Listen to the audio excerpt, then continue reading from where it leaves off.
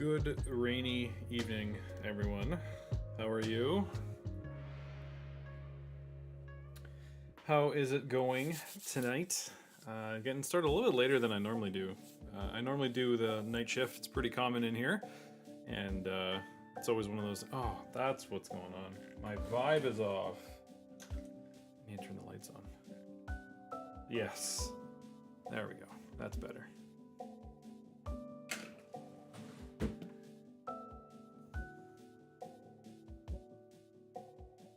All right.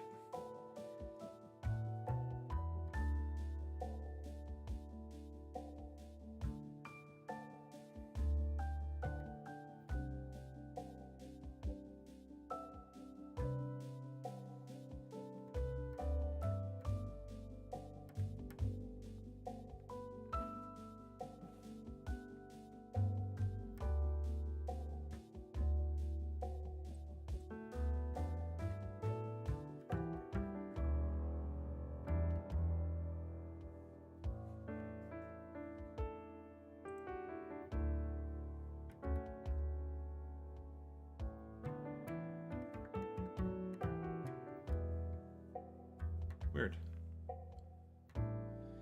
Seems like I'm ghosting. I'm not ghosting. I think we're okay. Communal data usage. I think we're good. Yes. Hello. How are you? Jeff from Strumwood Guitars.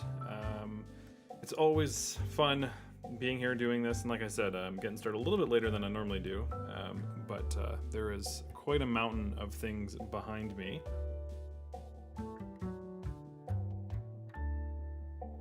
Oh, I'm parched. I'm so out of breath. Everything's falling apart. All right, we're good. Yeah, I've got all sorts of different things going on the bench.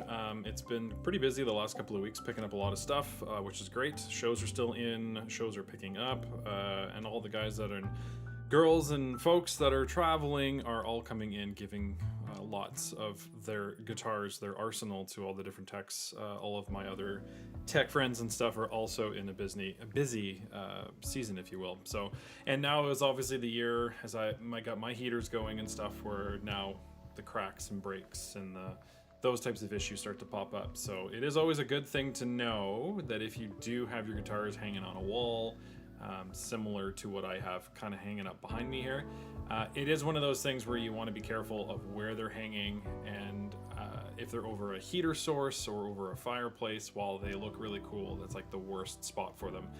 With all the colder temperatures and things like that, they'll snap and crack, which I have a little bit going on. I'm not really too sure what I want to get into. I've been doing structure for the last couple of days, so I need to take a little bit of a break. And most of this, it's a little dark, but behind me, most of it is actually setups. So I'm also finishing up one that's on the bench here. This one actually has been fun. This one is a Yamaha that was found online, and I refinished it. It came in with kind of like some brush-on lacquer, so I thought I would try and kick it up a notch. And it's quite shiny. You can see the shine and shimmer off of it now.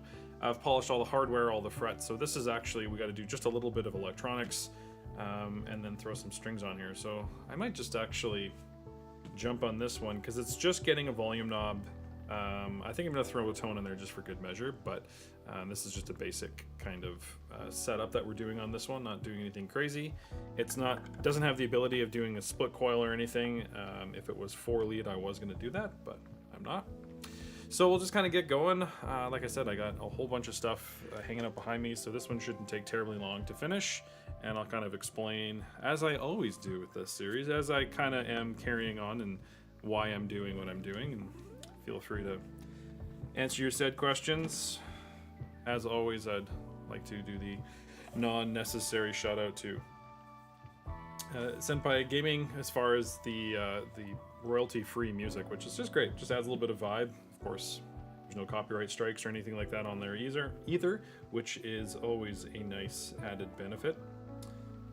But this is just one of those things where I've just been doing it more and more now. It's just kind of as I'm working, as you can see, there's just a couple cameras up in the shop, and we're just throwing out just doing some live So as I work, I can just turn this stuff on, and it's not going crazy on anything. So, what do I want to throw on that? It's probably 500, I guess. Hopefully everyone had a wonderful Halloween. I got a couple young dudes, and we walked around and froze for a little bit. It was slightly cold. It wasn't too bad. Thankfully the weather held up and stuff, but gave us a fun evening. And of course now I benefit from having all the candy hanging out here.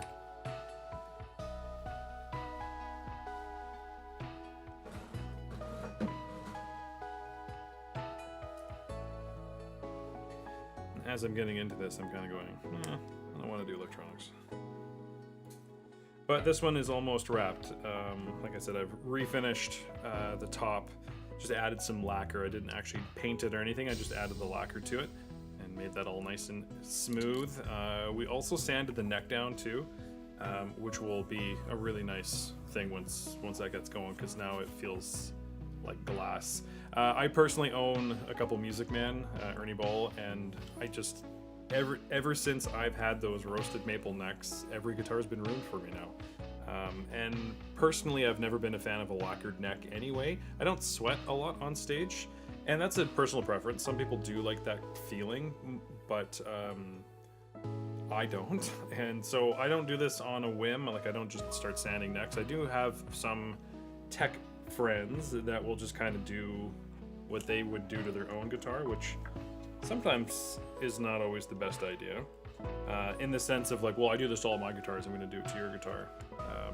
But in this case, I've been given free rein, so that's what I did. But I just need my reamer.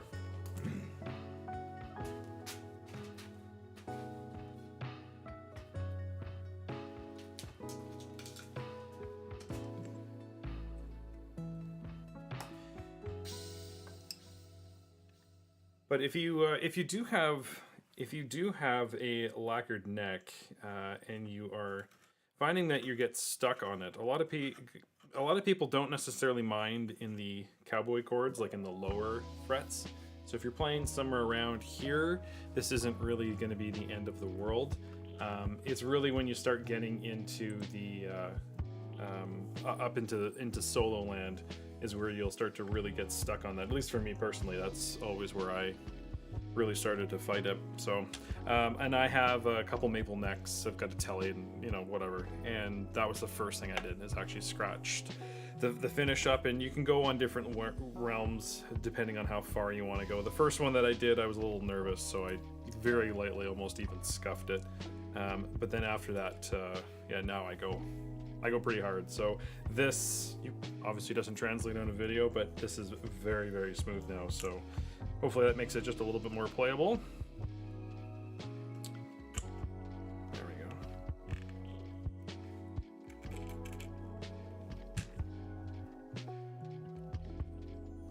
So this has slightly been Frankensteined. We've got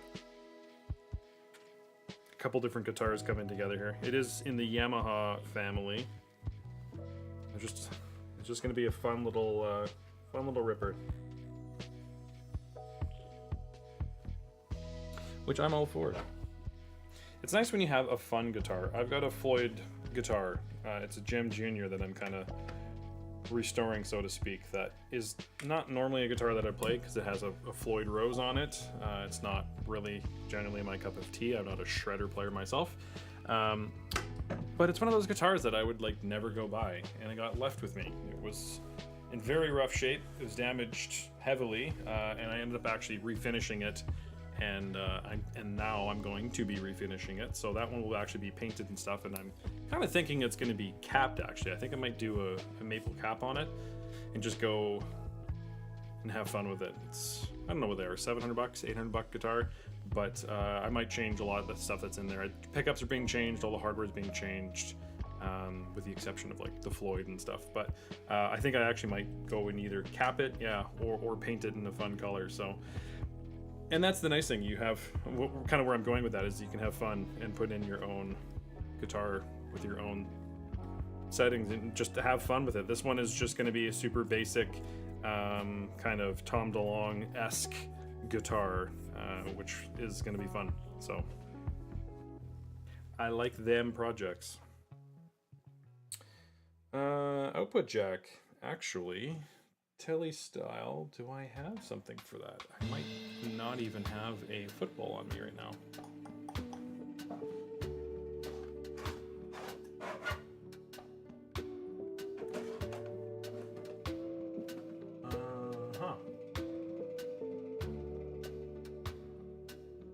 Maybe? Okay, to the graveyard we go.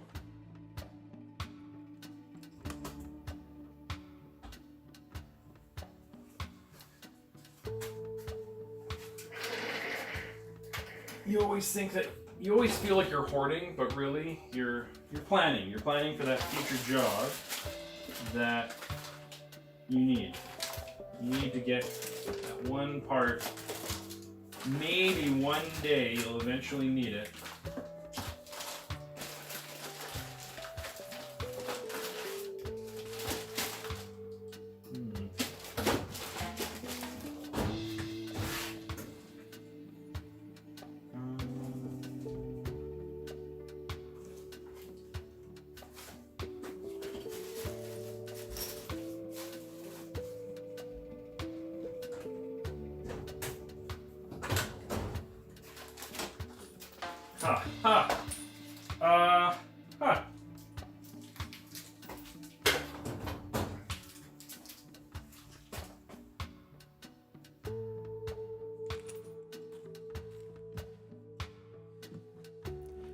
I was just gonna say too, like the funny thing about a lot of these types of job, or like going on a part search like that, is it's like, I think I saw that, and really all we're looking for is this small, tiny little bowl.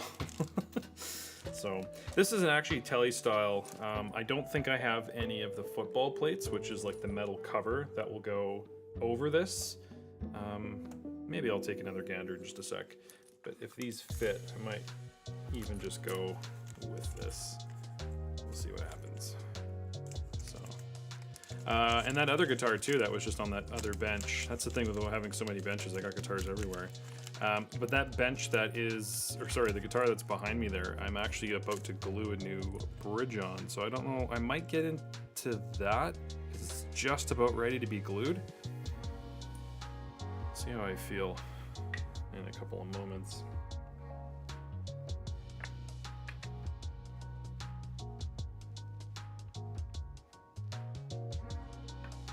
It doesn't quite fit. It's a little too loose, so that may have helped us make that decision.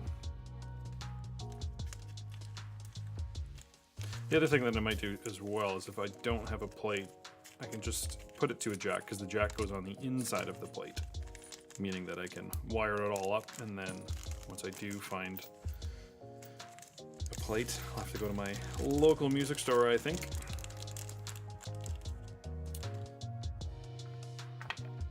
Yeah, that's definitely too small. Okay.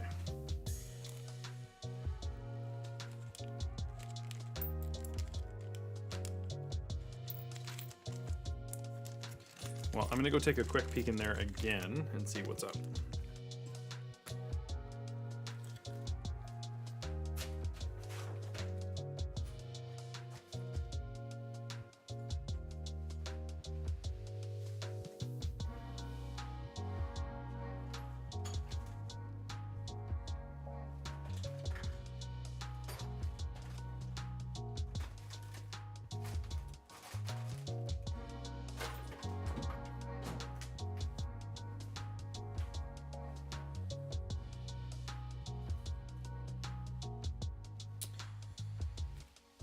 All right, so I don't actually have that plate.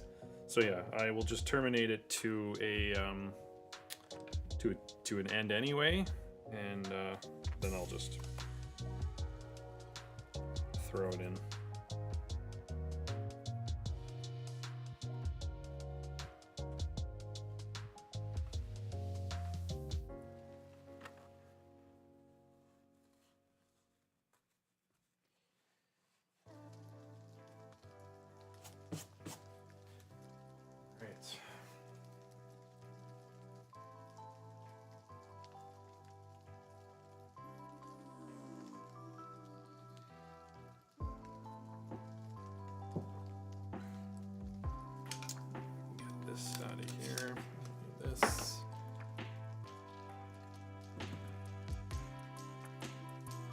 become part of the shot? Oh, that's my headphones. I think we're okay. I keep forgetting that I haven't moved some of the cables, like for the cameras and stuff that I'm using, so, but I think we're okay.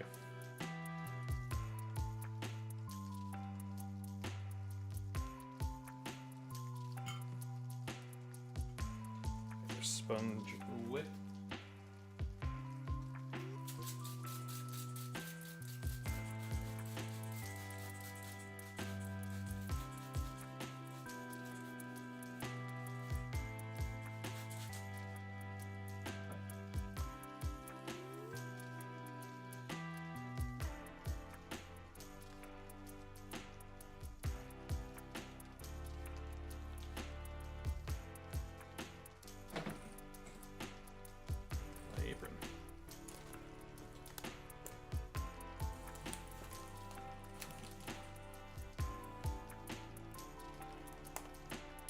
I don't know why, but I enjoy wearing my apron.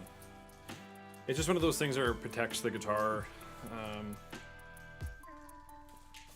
Not since I've been repairing guitars, but in my earlier punk rock days, I had a lot of belts and belt buckles and stuff, and I don't want to be scratching the back of the guitar. But the apron has been nice because it just gives you that little bit of coverage, so I'm not leaning up against guitars that have been all polished or whatever. So.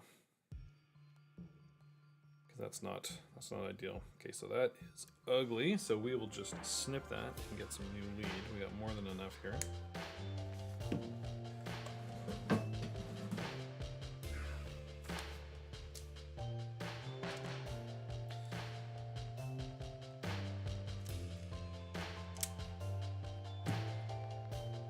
I'm debating if I want to do a tone. I might do a tone.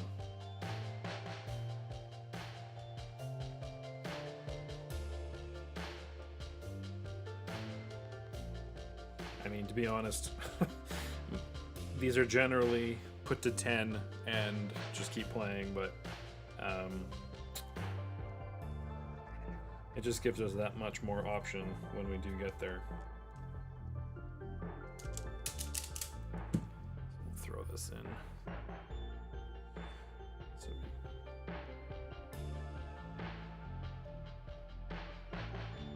And this will also be a good, again, this will be a fun little guitar when it all starts rocking out. So just throw a basic volume and tone signal in there. What did I do there? Was it 5? Yeah, it was 5. So I'll put another one in here. And then hopefully this goes pretty quick, and then we just basically jump on to the next one. So it's actually been kind of fun. I've, I haven't been doing this for a crazy long time, but I've grabbed a couple guitars and I just kind of went with, okay, I'm opening the guitar case and here's what I'm looking at and here's what I look at next and so forth. And so far my clients have actually been watching their video or whatever, which has been kind of cool, because then they're like, oh, that's how you go about that, or that's how you look at that. I didn't realize there's so many parts involved to a setup. It's very true, but I keep saying it, but that stuff is coming soon. The live streams are just kind of me as I work, but I am going to be getting into, I've got a lot of plans on content in the very near future, as far as long form and detailed camera shots and stuff. I'm actually quite happy with how this looks. Let me know if this works for you, but I've spent a lot of time trying to make this kind of as easy as possible, but also doesn't interfere with my day-to-day. I've got a couple cameras that are going around the shop here just to kind of have you follow around. And actually my favorite one is actually this one on the bench. I'm liking this angle, but this is also a cool one just because that's my bench behind me. And so now that one just has the ability of kind of like transferring around. So as we're going from guitar to guitar, you can kind of see what's going on. But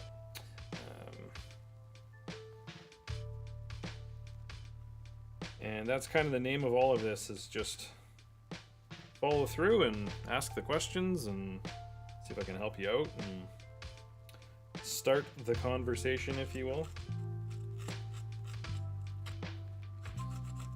Alright. Some loose finish in here.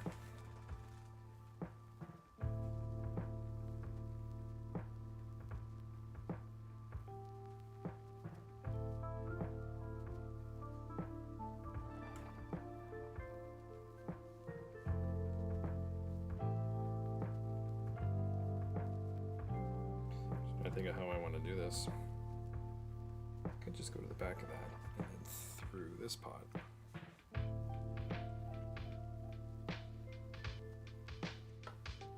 If it even fits in there.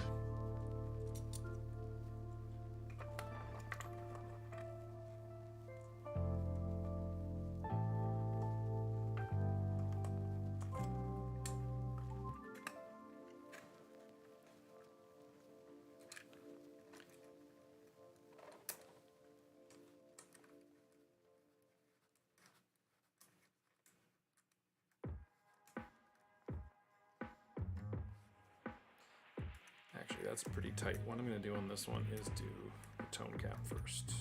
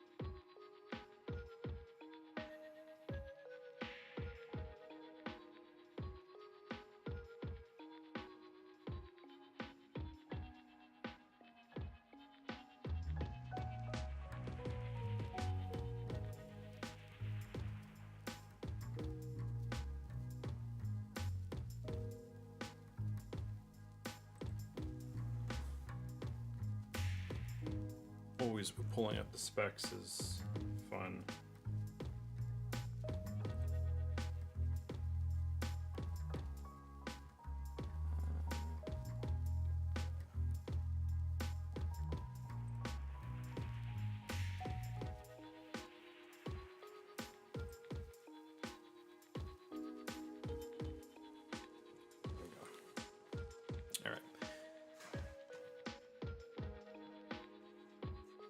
Actually, let's measure this real quick, just to make sure I've got the right thing going on. So I'm just using my multimeter and going to measure the impedance of the pickup, and that just gives us the reading, and that way you kind of best associate pots and stuff. So we are 4.9. That's what the pickup is there.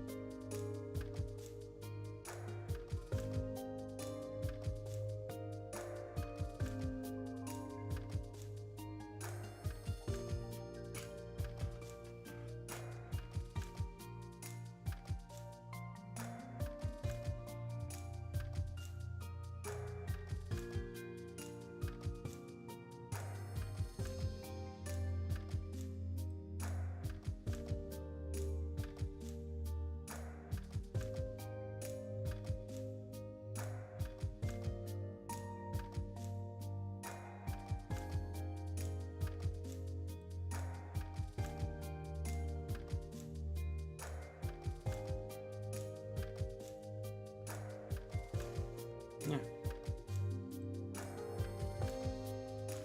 Yeah. Okay, so we'll go into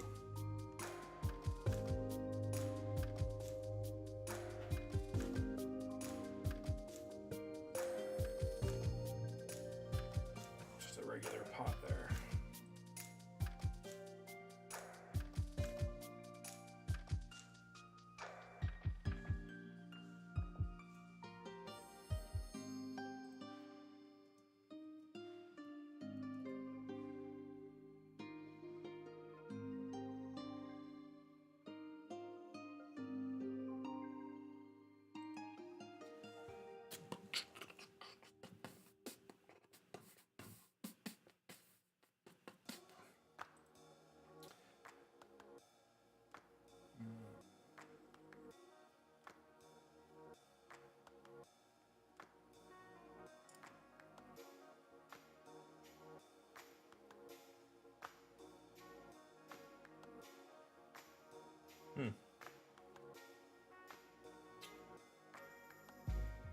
and saying what are in them.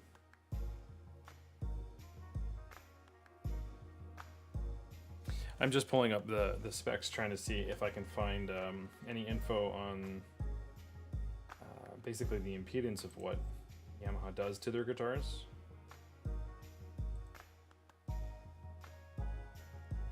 As far as the wiring and so forth.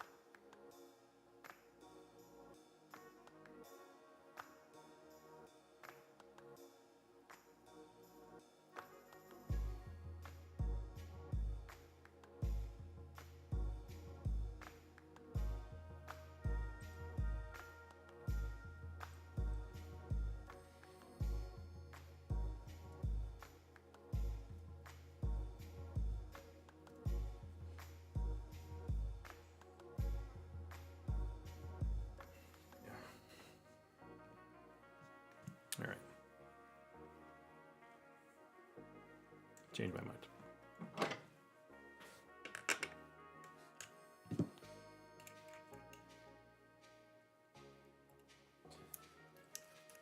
I was going to go 500 K on the potentiometers, but decided to not do that. I'll just quickly switch these out to 250s. So that's always a funny conversation. There is a scientific explanation as far as what is actually happening there, and that's kind of what I was looking up there as far as the impedance and the levels of what they're using. But it changes the tonal differences. Obviously, it's a pot, but it's also changing how much brightness gets through the pickup and what signal is coming through, and that is changing the sound dramatically, actually. So we'll kind of put this thing a little bit closer, I think, to stock, just in the sense of the electronics, because having that brightness is cool, and then also it gives us the better control on the tone knob. I wasn't going to do a tone on this one. I was just going to have it volume, so just one pickup to one volume knob, and it's good. But I think we'll go with a tone, and then we have basically just a bit of a sweep that we can put in there.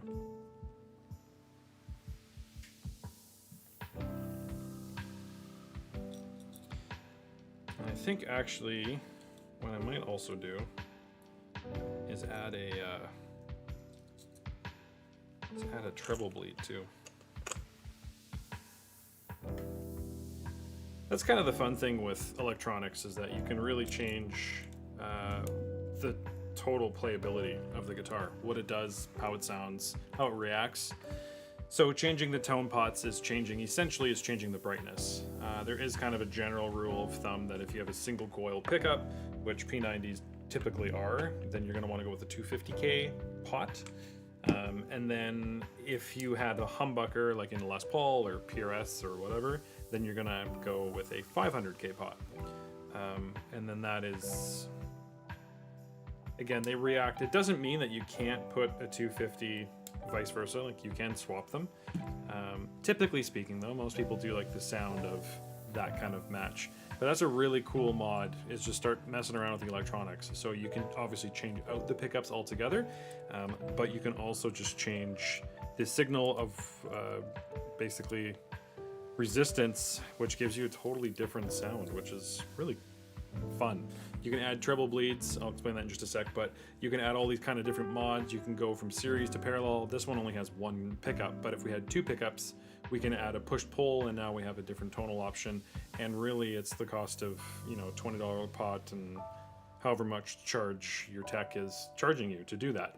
And that makes it like a really financially stable way of modifying your guitar. When you start getting into, I need to change the pickups, I need to change the output, I need to change all this kind of stuff, that's when things can get pretty pricey pretty quick, and you may not really fully be benefiting from any of that.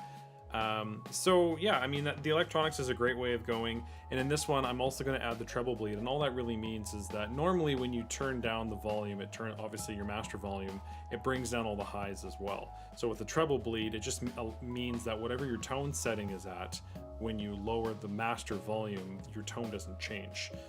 So if we have it really bright, but we want the guitar to be quieter, then that's what we're doing. And it's just a series of capacitors. There's two caps that we use, and that allows us to have I think I actually even have, I kind of pre-make them, because that's how often I use them. Okay. Yeah, so that's basically what we are looking at here. So, and it's just it just kind of jumps on the two leads of the master. It's a very, very easy thing to do if you have even basic soldering skills. All of the things that I'm about to do you can do, but also like a treble bleed and stuff is a really easy thing to add to your guitar.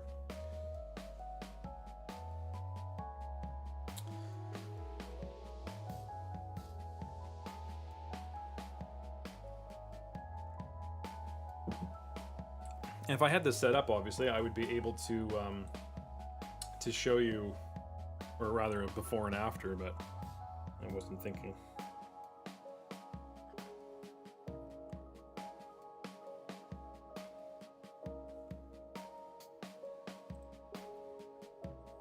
Okay, so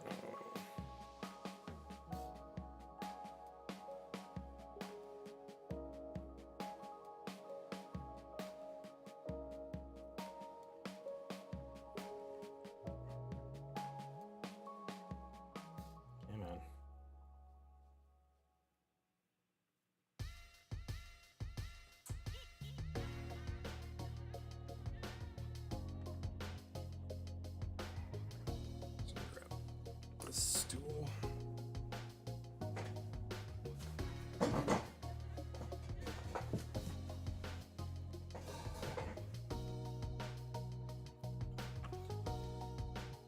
Rather than bending over.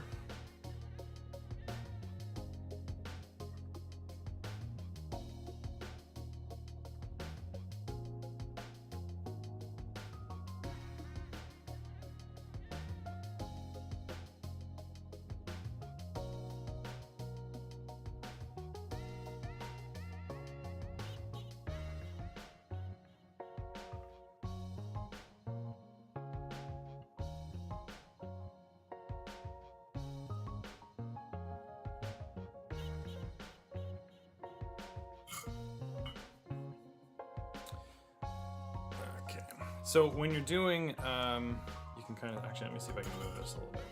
You can see what's actually going on here. Unfortunately, I'm using webcams in my live, so Zoom isn't necessarily a feature you're gonna want to see. The videos that I will be doing, obviously, we can zoom right in there and do all that, but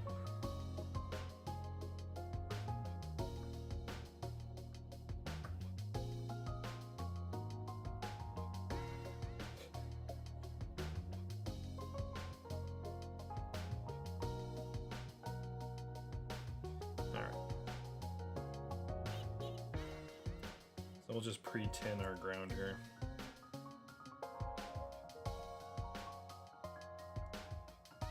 For whatever reason, I don't tend to do the ground wire on pickups. I don't tin it. I don't know why. I just have a little bit better results if I don't. But this one's fighting me, so we'll throw it in there.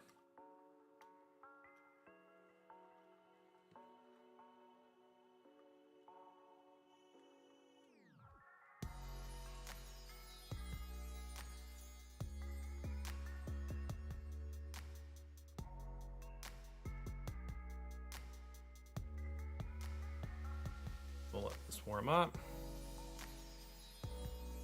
So the key to a nice solder joint, especially on the grounding on the back of the pots, is heat. Obviously within moderation, but if you have a soldering iron that you can actually change the temperature on, you can make the back of the pot a little bit hotter, again within reason. But that's what's going to allow the solder to flow onto the back and give you a nice clean solder joint. It's supposed to be a contact point, not a blob of solder. The last couple electronic jobs that I've had in, it's been a buddy or whatever, like someone means well, but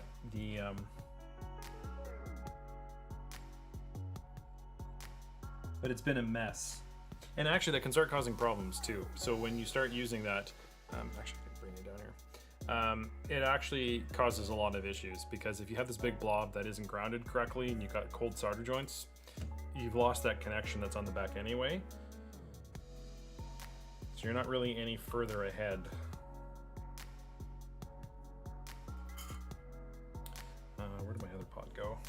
It's right here. So in this one, all I'm gonna do is grab my vise, and I'm just gonna add this tone cap. Be a little bit easier with it here rather than putting it in the guitar and trying to fight, especially in that little cavity.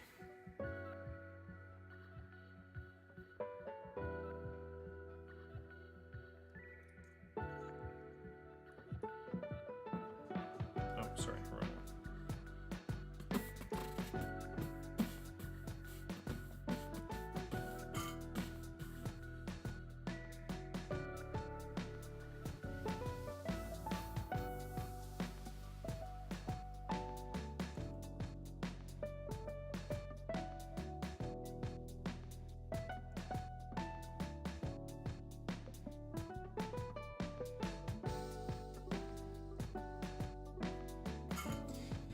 But as far as our solder joint, let's see if I can make it, oh, geez, less reflective. So you can see that there's just a little ball just sitting on top of that. Wow, it's all like reversed angles. Sorry, this is really messing with my head. But you can see there that there's just this little contact point. It's not this huge, massive mound of solder sitting on top. That's all you need. It's gonna be connected. It will do what we need it to do, which is great. So.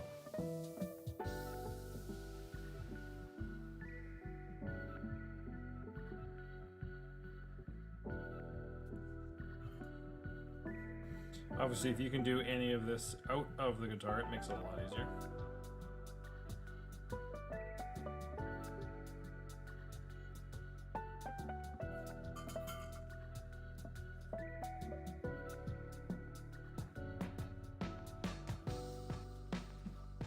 Just remember when you're touching it with the soldering iron, it gets hot. Okay, cool.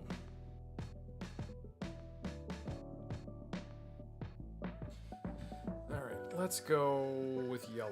Or sorry, let's go with white, because that's fun. And we'll just go something like this.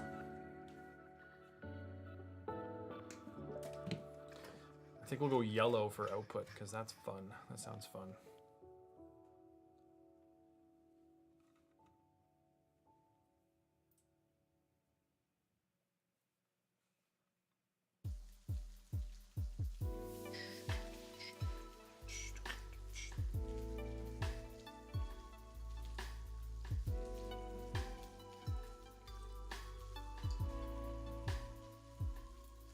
I like to use this pullback cloth really as much as I can.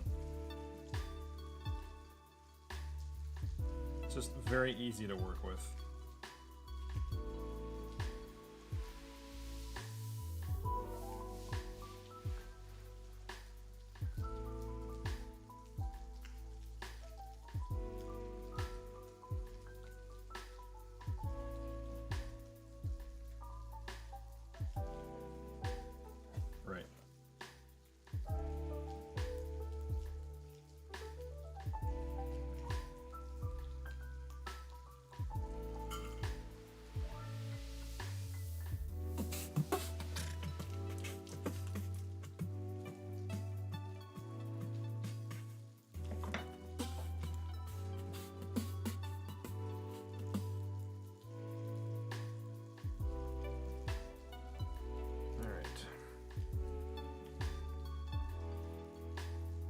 And that's all we need for the tone. So we have our pot, or sorry, our cap, which is going to ground, and then we have our input, which is going to go to the volume pot. So,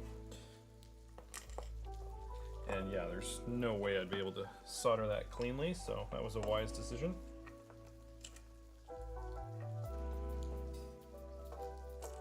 Depending on what I'm doing, I actually will sometimes create wiring harnesses, like a jig, that I can build it all outside of the guitar, and then when it gets into the guitar, I just have to do like the bridge ground or whatever. So, which I've gotten really good at not forgetting. Sometimes when I'm doing like this, obviously I stripped this completely, and sometimes I forget about that bridge ground. But the last 100 times I haven't. There's nothing worse than putting the guitar all together and then you realize you forgot that ground.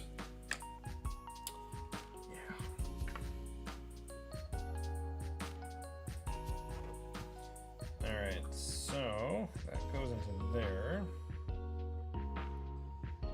And this is from our pickup, which is going to go to this jack, or this lug. I don't know if you can actually see that. No, probably not. So I'll throw that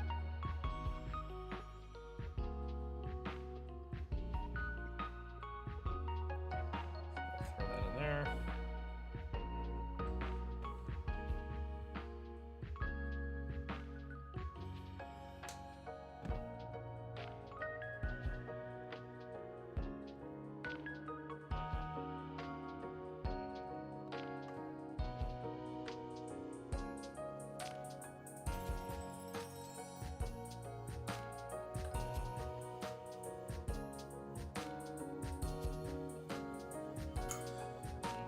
Cool. There's the up.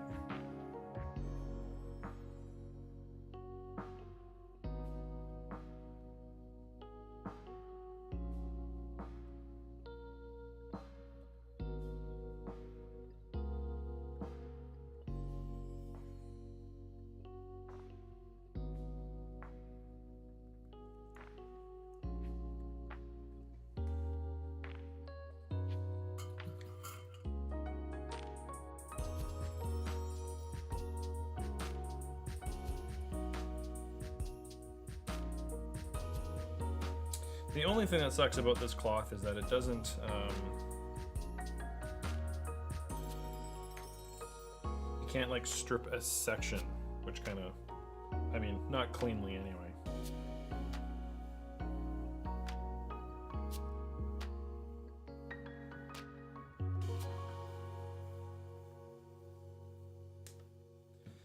So I just got to pull this back and then do this is the bridge ground. It's actually funny, a lot of this guitar, when I took it apart, did not have the ground, which is not totally uncommon, but it's also a little bizarre because the guitar is noisy without that ground.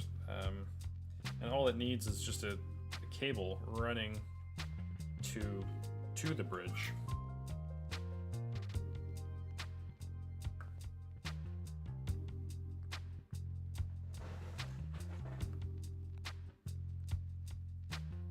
And then you're taking that output and sending it out your jack.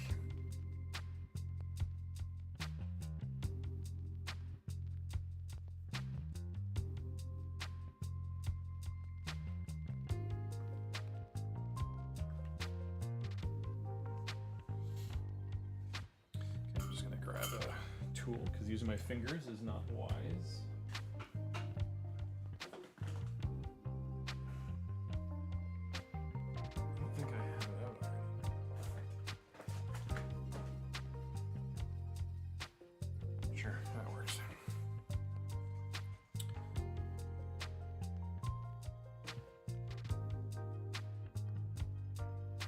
Oh, I forgot to add my treble bleed.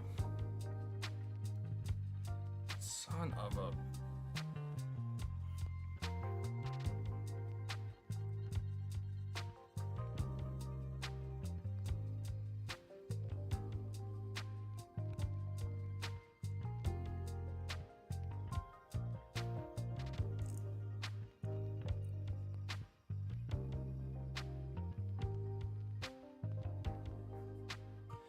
And then you don't have to touch the hot wire and the hot cable, and then you don't have to use curse words, and everybody's happy.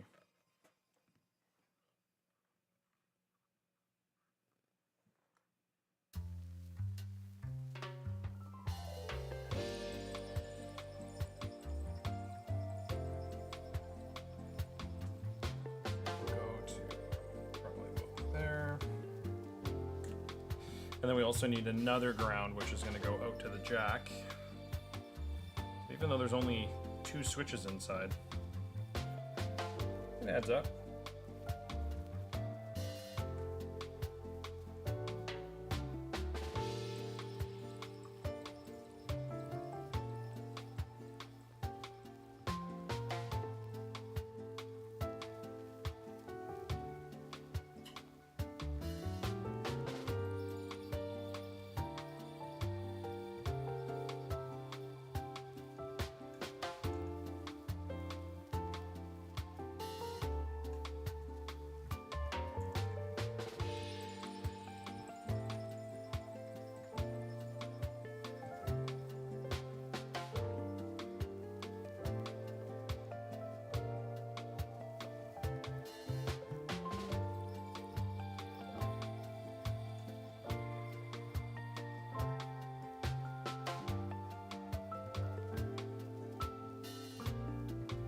Yeah, see? Very awkward to get in here.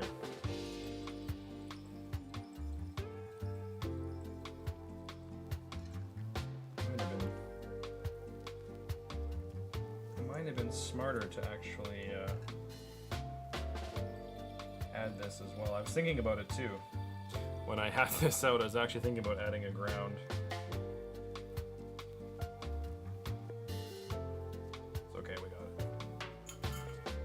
Crisis averted.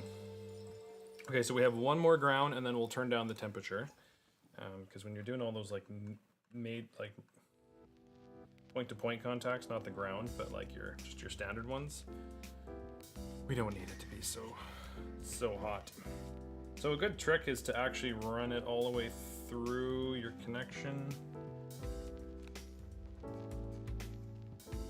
And figure out how it got in there. And then you actually know how much slack you have hanging out on the backside. So it's gonna go in there, and then we've got some.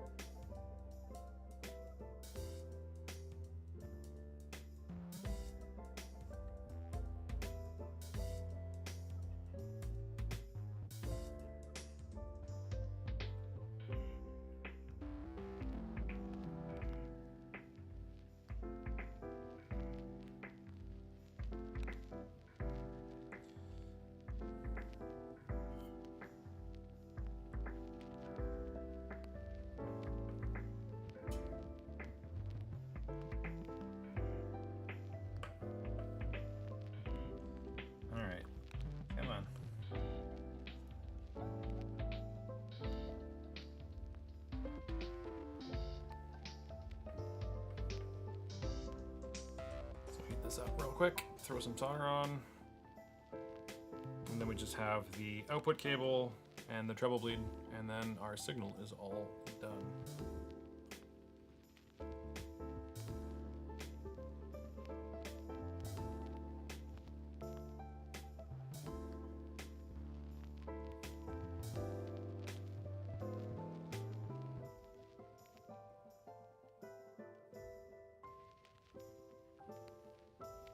How everything's fighting me.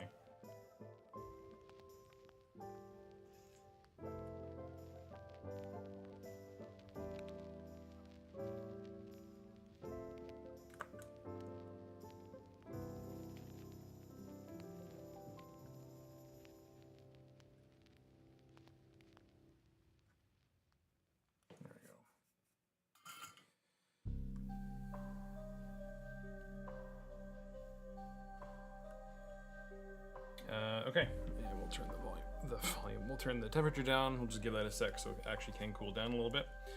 And then, yeah, let's run yellow out just because that's fun. We'll do kind of the same thing here.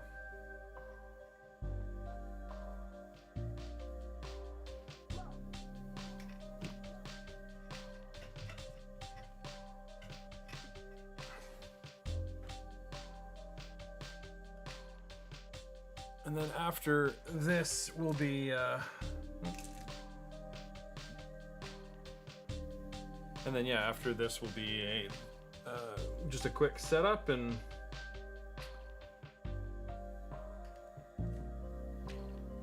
allegedly. So I've been told.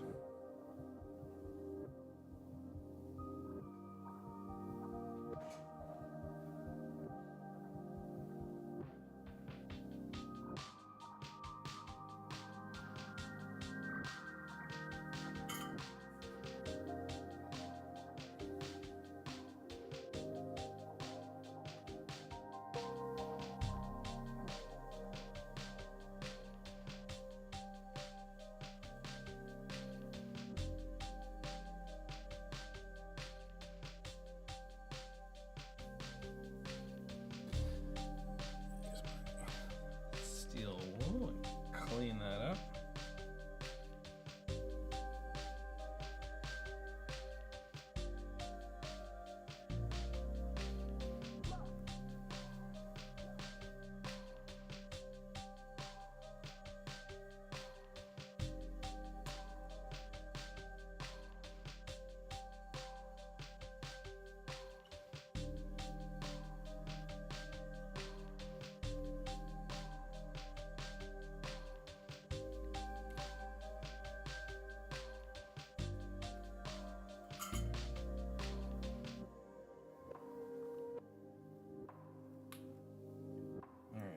So then we got the other end of the treble bleed. And then we have our yellow, which will be our hot to our jack. And then that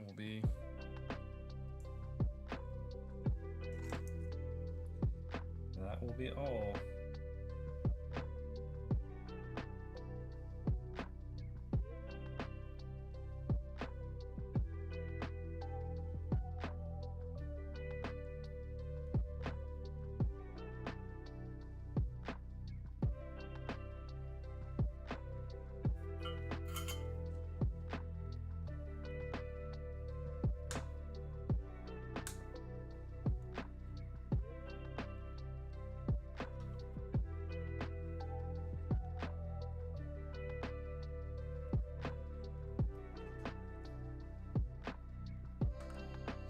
Another good thing to do, especially when you're doing electronics, is to snip all your loose cable ends.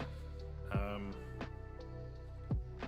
unfortunately have just finished, again, as I was saying, a couple jobs that were not great, and that they're having grounding issues and buzzing and all this kind of stuff. And it actually was loose bare wire hanging out on.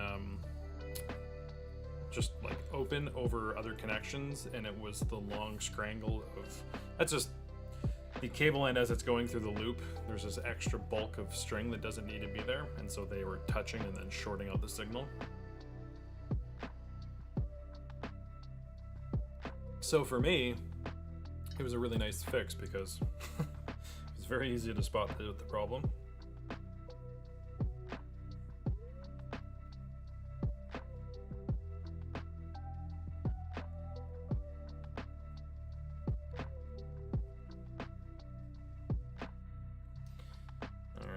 So we'll fire that through just as such.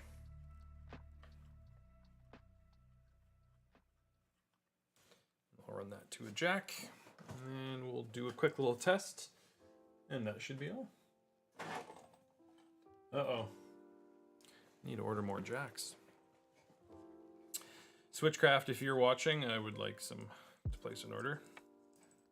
Oh, actually, I don't have anything to connect that to.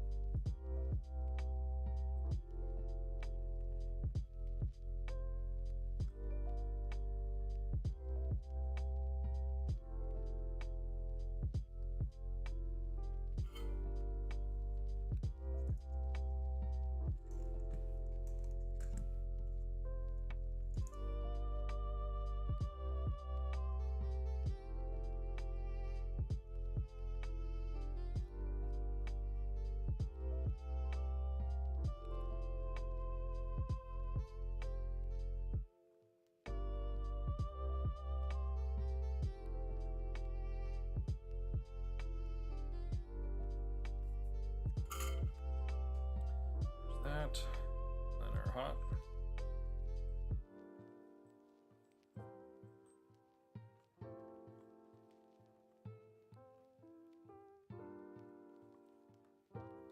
Yeah, and as I'm just thinking about this, I'll just test it. The one thing I actually wanted to do, I have a little spider, line 6 spider amp that I use on my bench. I have nicer amps below the bench, but I have a little spider, and it's kind of exactly for this purpose, just to run a signal through to make sure that it's working. I'm not trying to be a tone snob at this particular moment.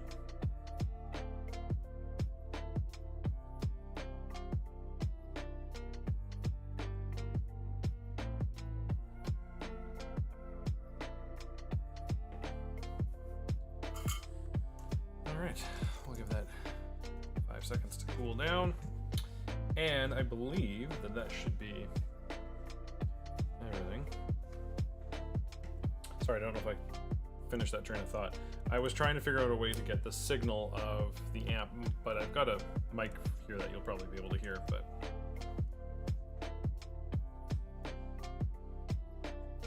oh yeah, that's not plugged in.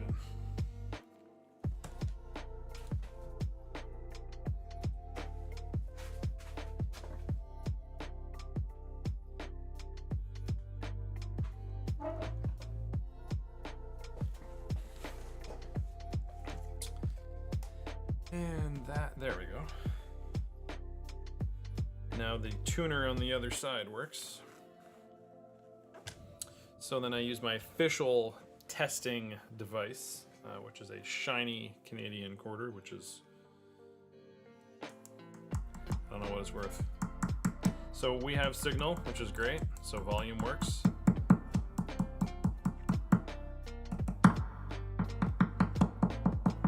And the tone works, so that's good. So all works well there. Oh, actually, the one thing I didn't.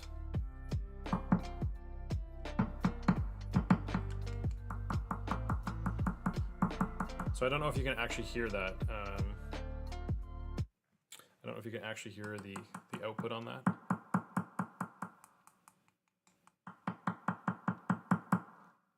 Not really. So I have the tone pot all the way open. And the treble bleed, what that's doing is it's allowing us to get that high frequency sound. So what we're hearing, it doesn't change as we're lowering the volume. That's what the treble bleed does. If we took that out, then our highs are also coming down with our volume sweep. It's not anything dramatic, but that's what a treble bleed does. I feel as though it's a pretty big buzzword, as well as setup in general. Setup. I'm getting my guitar set up. I need a setup. I heard it gets a setup. I do a setup.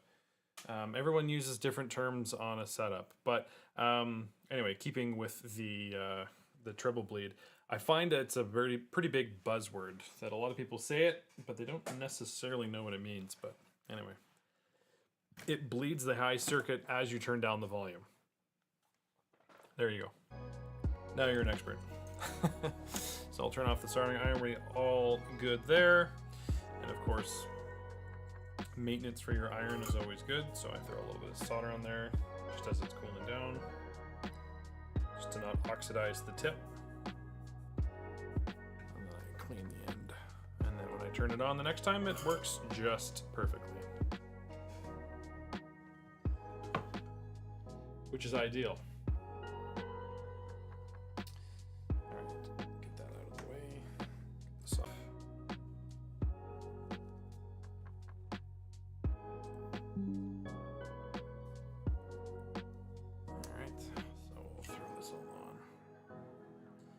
Button on my computer, it made it all freak out.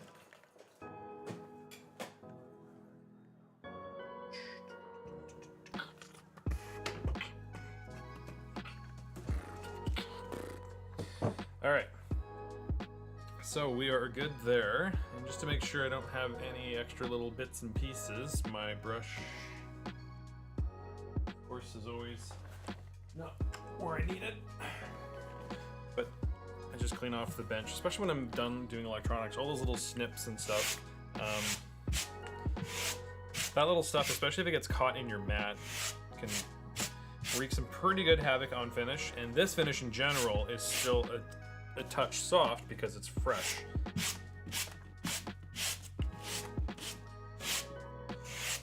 So I'm good to not mess that up anymore because I don't want to. It has sat for a couple of weeks and it's cured and stuff, but it is still soft, meaning that that's actually why I'm using the towel, because it kind of is getting stuck on the mat. Okay, this is ready for, we'll have to find some knobs for them later, as well as an output jack, but it all works, so that's great. So what we'll do, let's just quickly zap this all nice and clean, and then we can put this away. Clean up the back end here. And I kind of ran everything nice and clean as far as the wiring anyway. Really the only thing I'll do is maybe snap the pickup lead to the output jack. It's not necessary to do this stuff, but it just goes a long way. I can tell you, when I open a cavity to an electronics guitar, may or may not have been modded by someone who knows what they're doing or someone who doesn't know what they're doing. When it's a giant rat's nest, there's one manufacturer that always comes to mind when I think of this, and it rhymes with my Benez. That it's just so much unnecessary cabling that's inside of it, and it's all like the lower quality wiring, and it's insane. You could pull out literally feet of cable, especially if you have something with like a preamp and stuff. But anyway, point is that all that stuff just adds noise, it doesn't look well, and then trying to sort something like the volume pot goes bad or whatever the case is, it just makes your job that much harder because you have to swim through so much extra cable. So I always like to just zap them. It doesn't have to be tight, you're not trying to make it so it doesn't move at all, sort of. You want to keep it all contained. We don't want this to be rolling all over the place on the inside. But as far as just kind of it there, I don't know if you can actually see that, but it's just a nice clean little package. So it's not anything crazy, but it doesn't rattle. That's another one. So if that's a bunch of loose wires in there and you don't strap them together, even if it's in a big bunch, but it's all just kind of loose in there, when you're kind of moving around, you'll actually hear that all that cable bouncing against the walls and stuff. And in some cases, you'll actually be able to hear it. This guitar, I don't know if it's going to be used in studio, but you know, if there's a microphone on it or something, you would hear all that. So let's just take that. How long did that take? 10 seconds. Now I don't have to worry about it. So put the shape back on. I always like this part. I have these little baskets, like with all of the guitars that are behind me. Can I don't know if you can actually see that.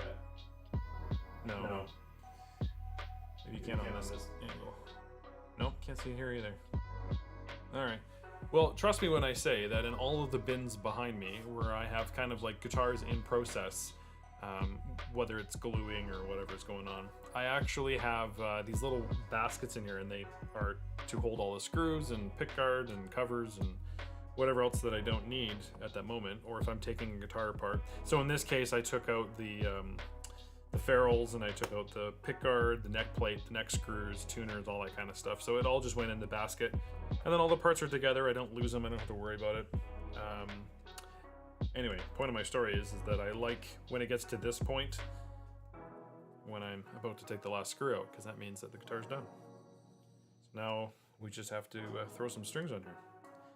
So we took a little bit of a sidetrack there. My apologies, but it needed to get done.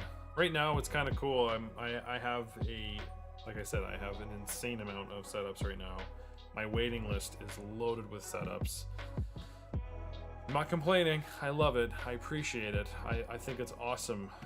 It's actually pretty crazy, to be honest, that this is what I get to do. This is my career. I fix people's guitars, and it's cool to just see that it's getting busier and busier.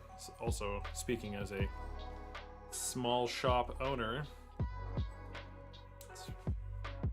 pays the bills, feeds my family, all that kind of stuff.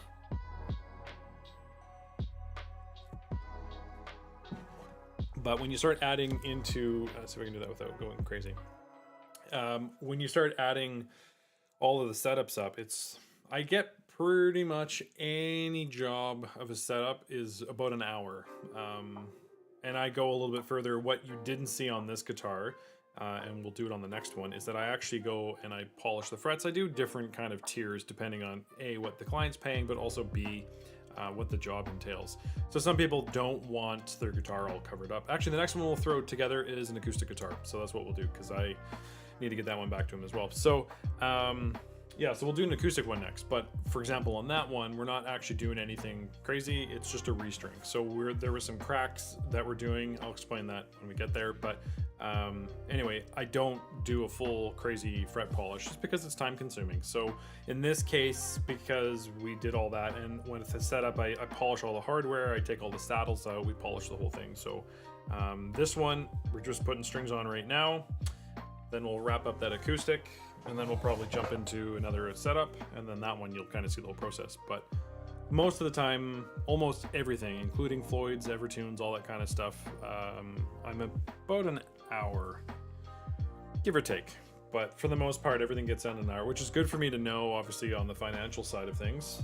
So if I'm quoting, I do have flat rates for all this stuff, but if you are getting into this as your career, or even as a side hustle, you know, what do I charge?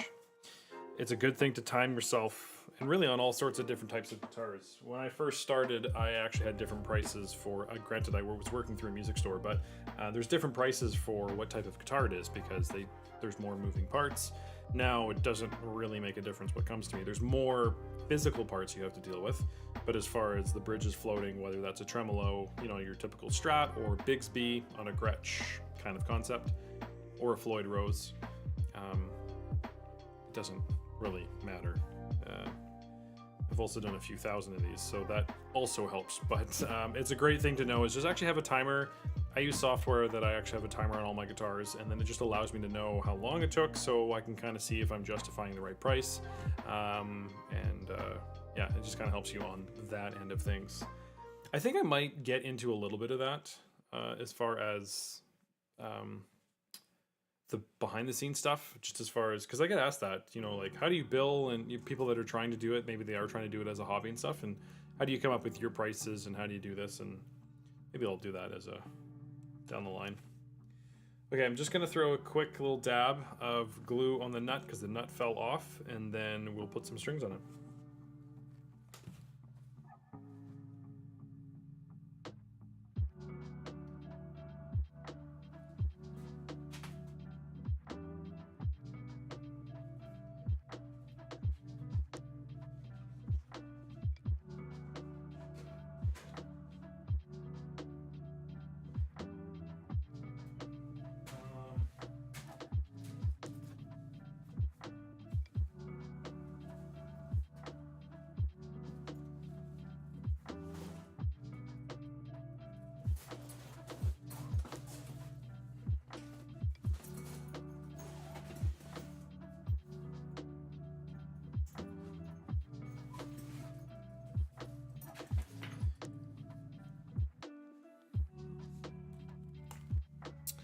Actually may not have the strings.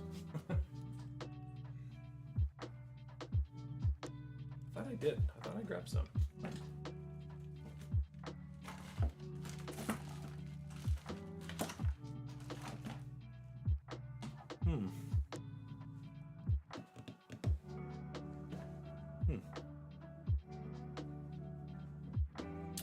Well, maybe we won't finish this one up. Also, what did I just do with the glue? Holy.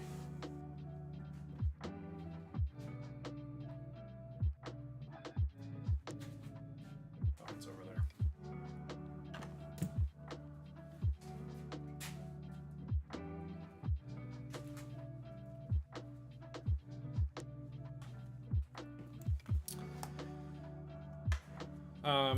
I have the gauge. I keep a handful of gauges, but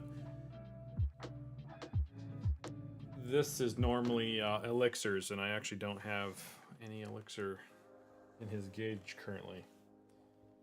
I might just throw some Ernie balls on there, because that's the way I roll.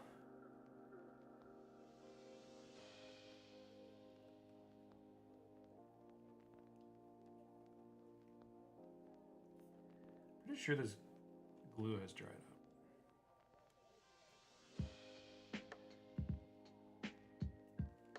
Yeah, I'm getting these weird strings out of it too.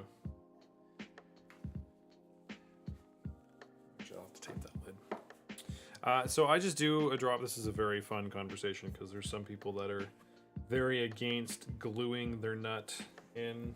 I can hear the chuckles from over here.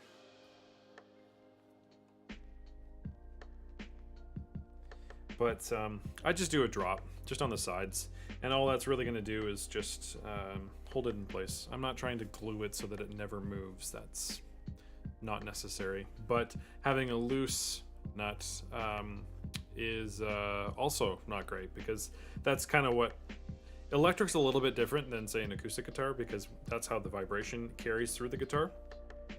But having it to be loose, and then we lose all that vibration of the string and it doesn't carry on and all that kind of stuff, it's obviously that's worse than it perhaps falling off. But yeah, I just throw a little dab on the sides, and that gives me just enough contact that I don't have to worry about it.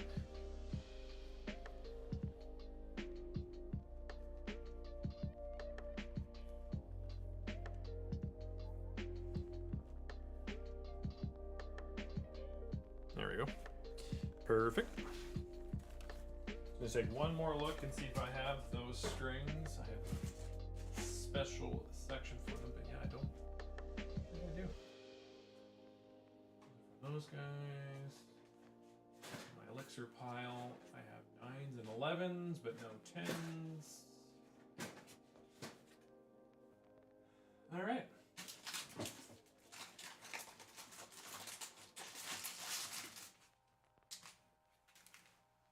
Well, there you be. Slinks you get. It's okay. It's a friend of mine, so I know I know it's gonna be okay.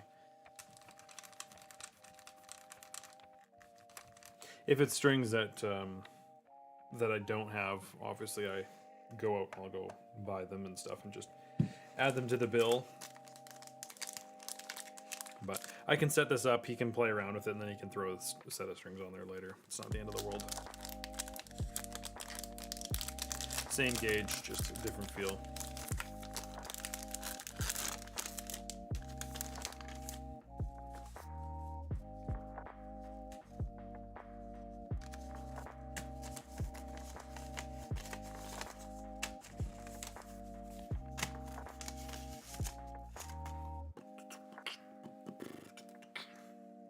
For me personally, on these string throughs, I like to just grab the whole pack and pull them all through. So, to each their own, but just that way I don't have to keep pulling these back and forth myself. It's a very cool guitar. Like I said, I like these fun little projects. He recently went through and painted it and did some finish. I helped him with the finish work. I kind of stripped it back to the paint and then refinished it just because it wasn't jiving for me. So, and this one's kind of turning into. He's a very busy session guy, but this one's turning into his kind of house band at the bar guitar. So give it something give it a little bit more kind of finish in there, and then it allows. You know, you don't have to really worry about it so much, which is ideal.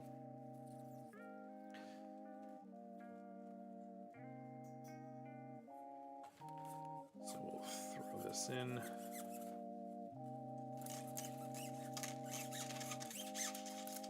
Also not 100% actually tuning. Let's go standard.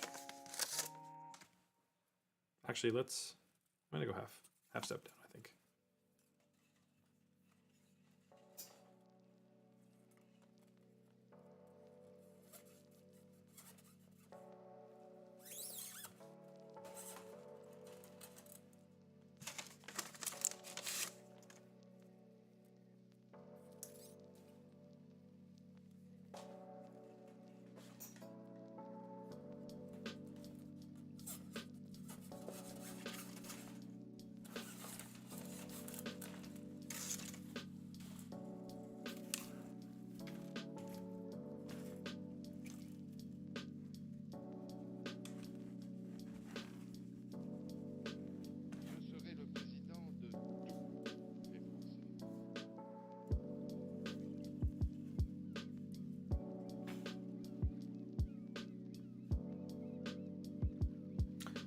funny. I'm actually now thinking about it because I'm gonna have to go and pick up.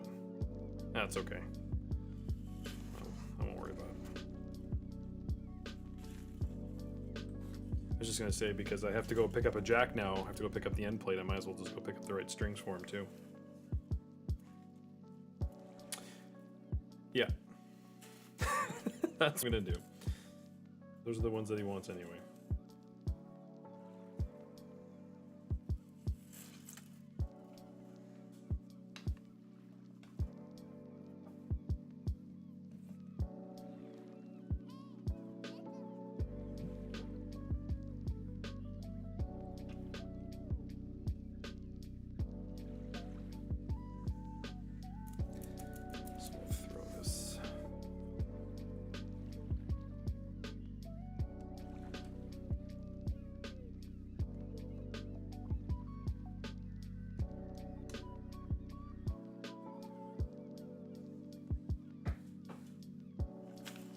Actually, what I'll probably do, now that I'm thinking about it, I actually have a boneyard of guitars behind me. I'll probably just take the plate off of one of those ones.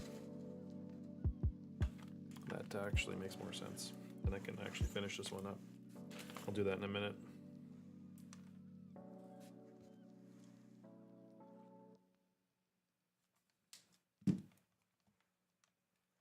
That's the nice thing about having I call it a boneyard because it's a lot of guitars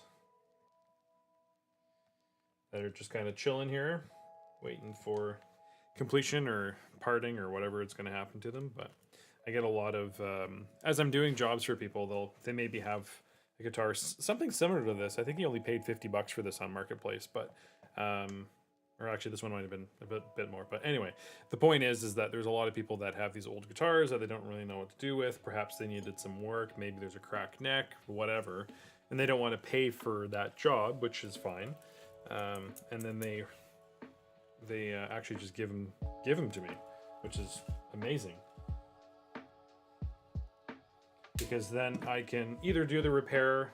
From time to time I've done some charity stuff, and I had a whole bunch that I fixed up, and we raised a bunch of proceeds and all went to music therapy, like in a local hospital.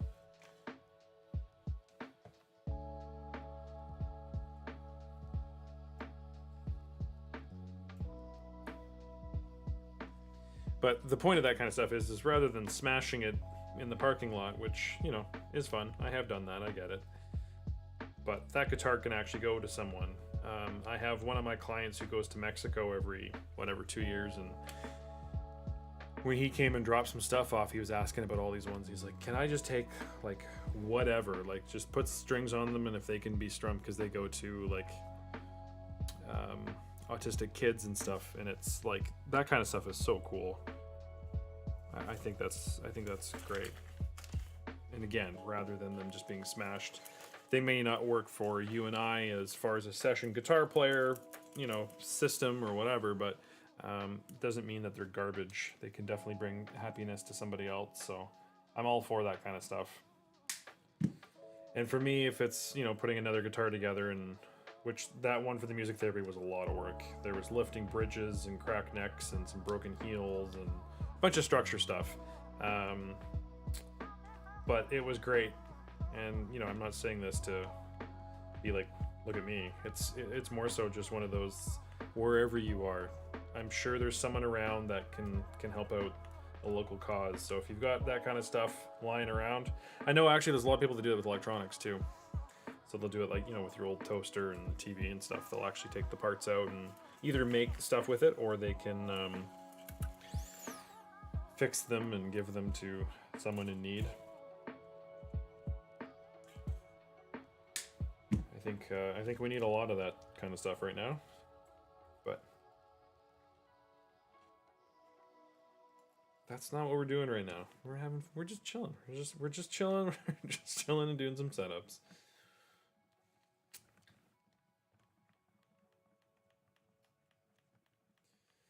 If you are just joining us, I'm just putting some strings on this Yamaha. I believe this is in the Pacifica family. I'm not 100% sure. I'm not totally versed in their stock. But anyway, this is a friend's guitar that I've helped him with some refinishing, and we're just finishing the setup here. We just finished doing some electronics on it, adding some pots and stuff, and it'll be kind of cool. Actually, I think I have some. He wants this to be very white and very yellow, very punk rock.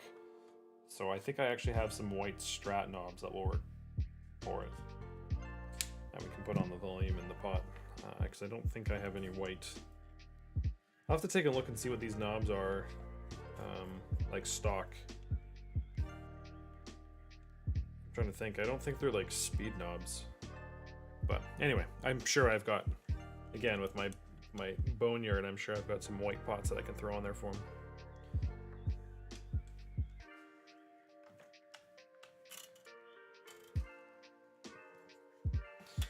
And we are on to our last string.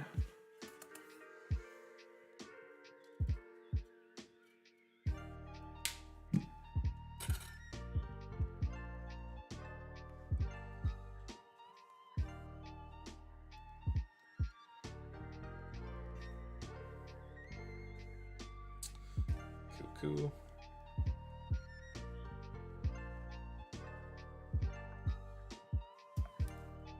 Actually, I think when he bought it, it didn't have strings on it. Maybe I don't know, maybe.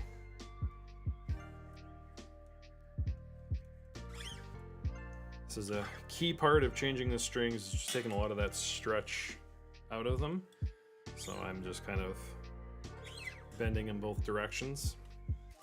And all that's doing is just taking all that elasticity out. The other thing that it does, especially on something with a string through body, is it will actually, if it perhaps isn't quite fully aligned, when you give it a little tug, it actually will pop into position, which is also nice, because at the end of the day, that's where it needs to be.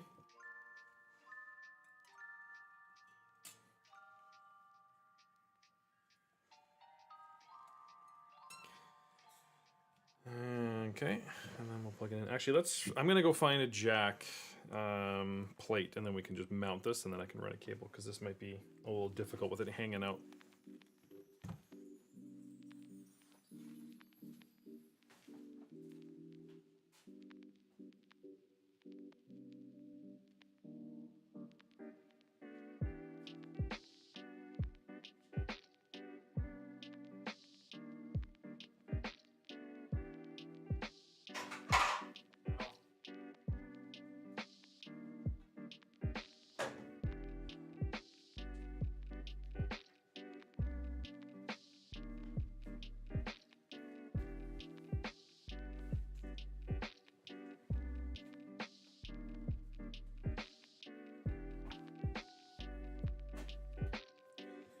Alright, so I have this very disgusting old Yamaha, or Ibanez.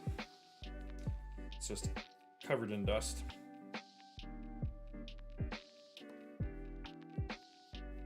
But it has the football jack plate that we need.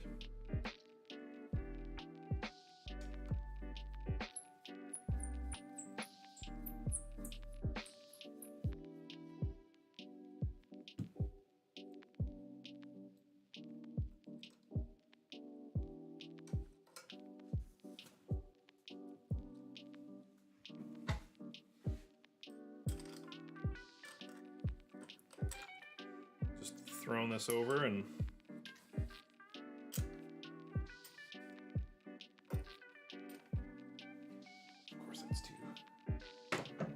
of course it's too large.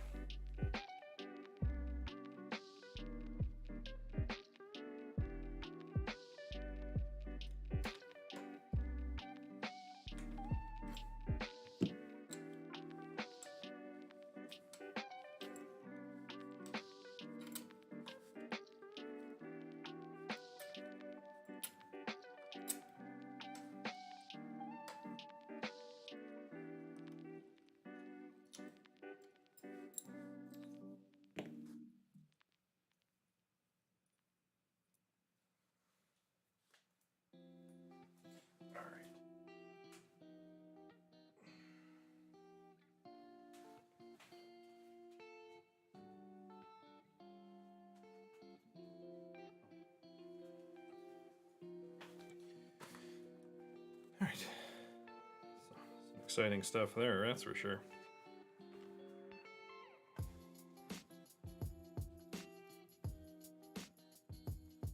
Let's see if this lines up.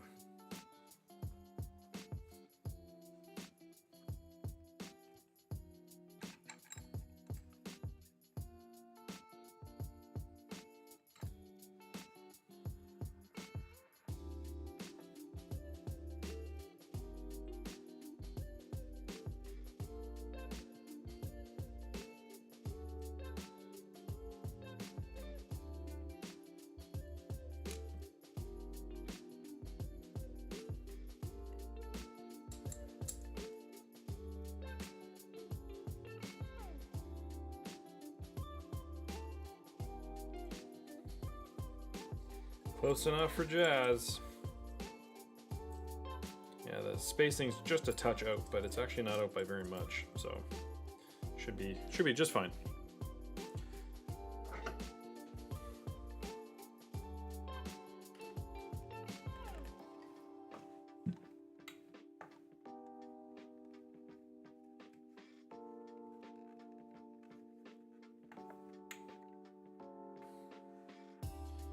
These screws all strip. Oh, they're actually not bad.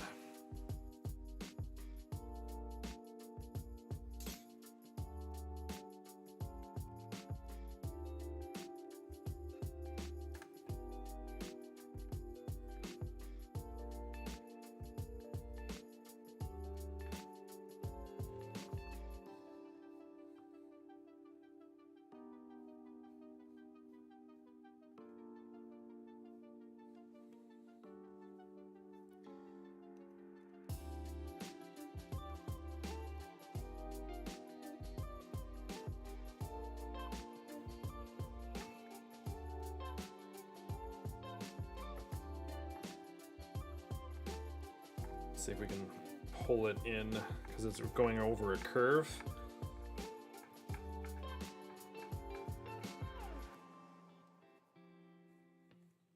That works great.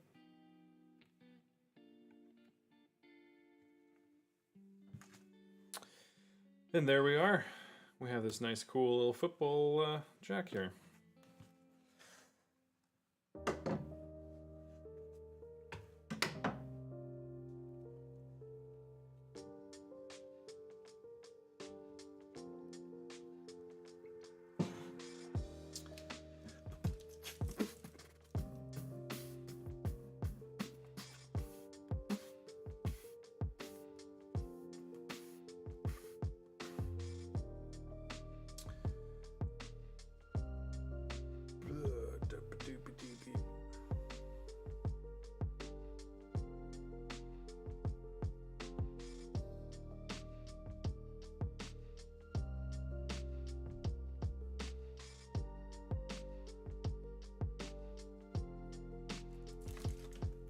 All right, so there's all that. And now we can actually plug a cable in. And it's not all gonna fall apart on us. Sounds great.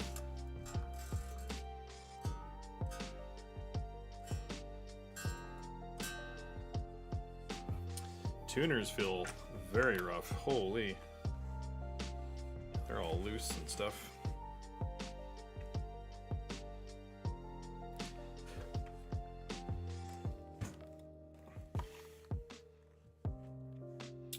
So all I'm gonna do is this little screw at the end of the tuner is obviously tightens the button, but it also tightens the tuner. So if you find that there's a lot of, like if they're really, really loose when you're trying to tune it, that's a good place to start.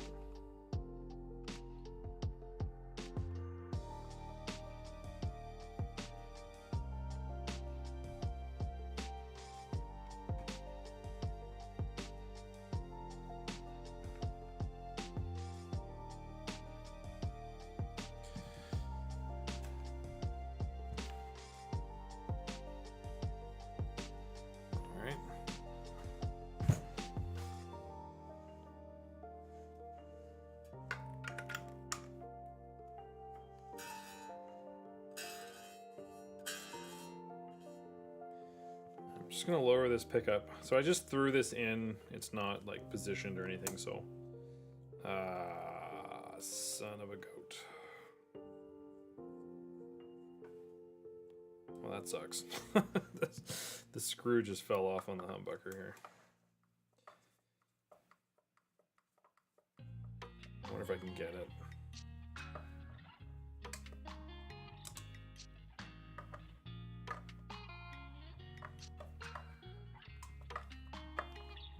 We'll see. I hope so. Makes this a little bit easier to deal with.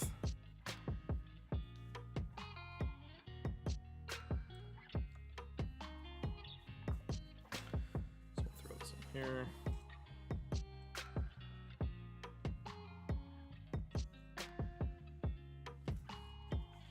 That's the only loose, sorry, that's the only tight string, so we might be okay here. Well, we'd be okay either way, just meaning I don't have to take the whole thing apart.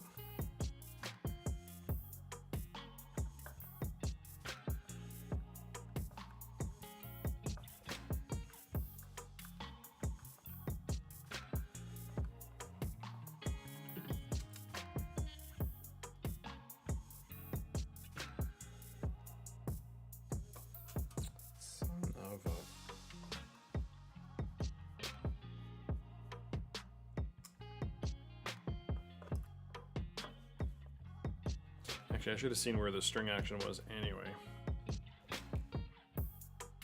So everyone does their setups differently, in the sense of how they adjust. Okay, that one's a little too tight.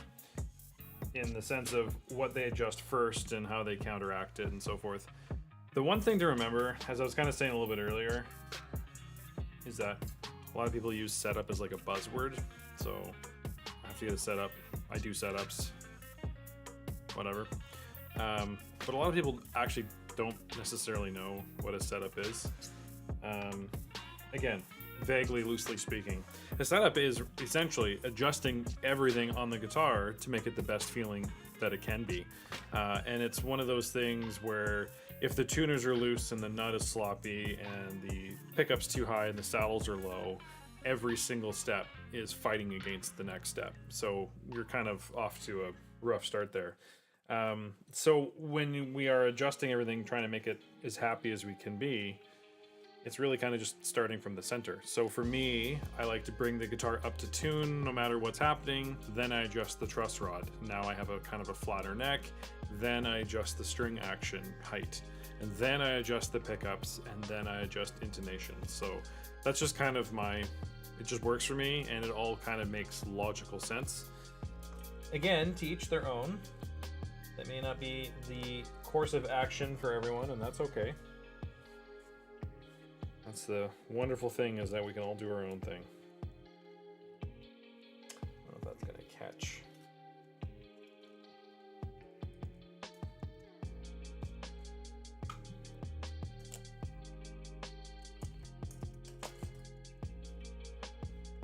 If you could be cool, that would be great.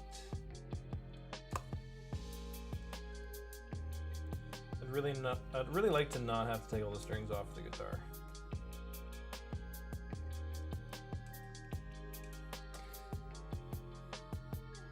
I might actually have to. Son of a beeswaxer.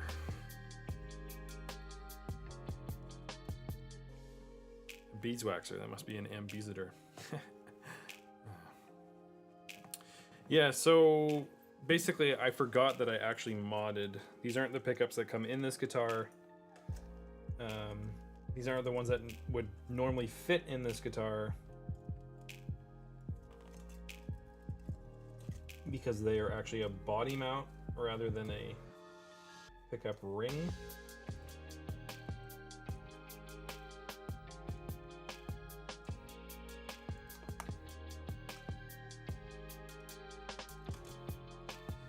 But as I always say in these, I've got a router, so I can make it happen.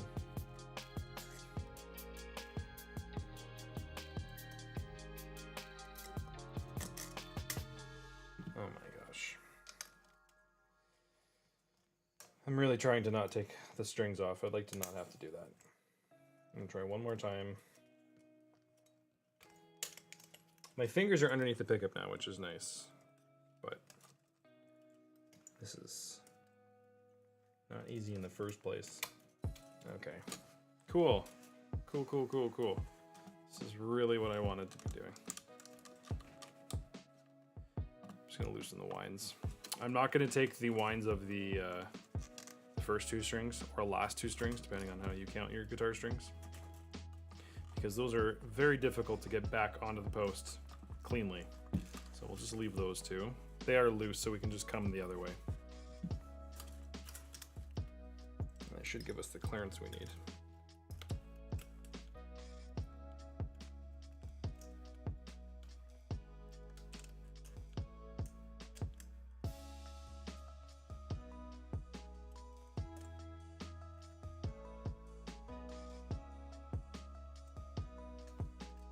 Come on.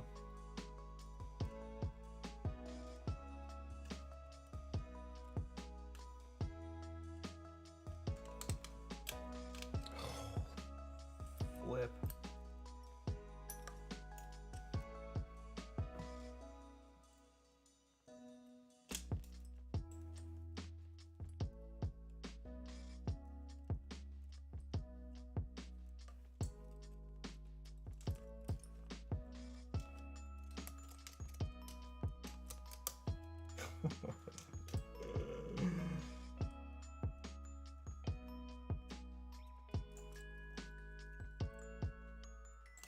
I forgot, yeah, as I was saying, I forgot that I modded these screws, because normally when I'm actually installing a pickup cover or pickup ring, there we go.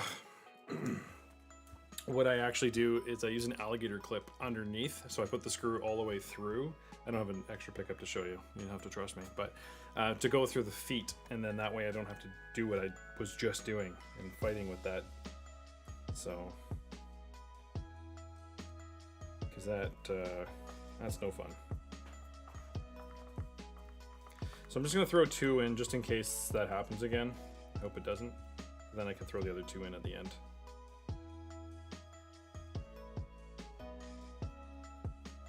So we'll pop this in.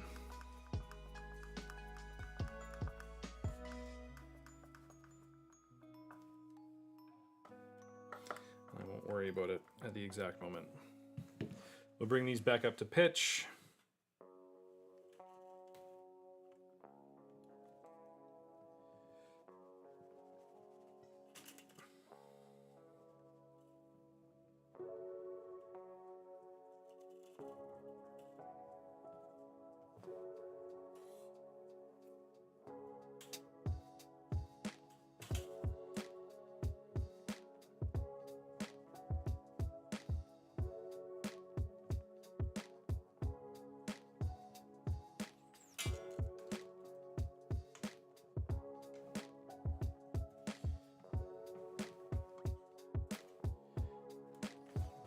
This one up.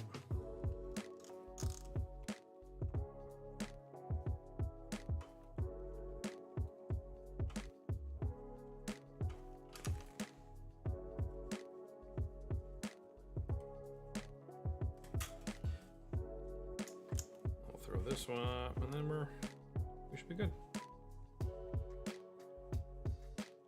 Also, just as this is happening, I am a little out of frame, but when you're winding guitar strings, whether you're using, I'm just using a little handheld. I actually have a, the engine has burnt out. I use it that often, but the engine on my Pro winder, basically like a little drill, it's blown, so I've got a new one on order. But anyway, whether you're using a handheld or a drill or whatever, you don't want to be going in and out on the nut. So when you're actually like adjusting the strings, it's keeping the strings on the nut, because if what you're doing is it's actually cutting. So hold the string above it, bring it up close to pitch, and then kind of slap it into place rather than holding it in its nut slot, because as you're bringing that string, especially what we're doing here, up, down, it will just cause some cuts in the nut slot, and all of a sudden your strings start buzzing at you and whatever issues whatever other issues that will bring.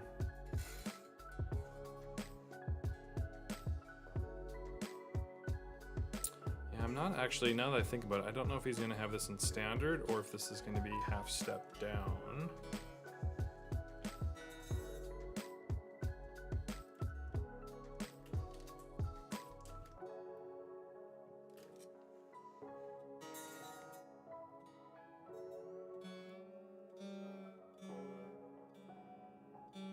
Let's do that note, eh?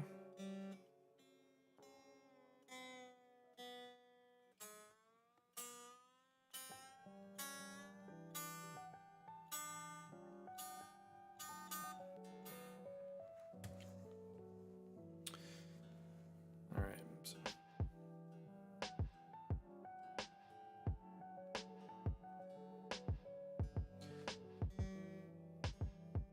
So yeah, what I'm doing is I'm bringing this up to pitch. I'm not really worrying about the guitar. So here's the way that I do a setup.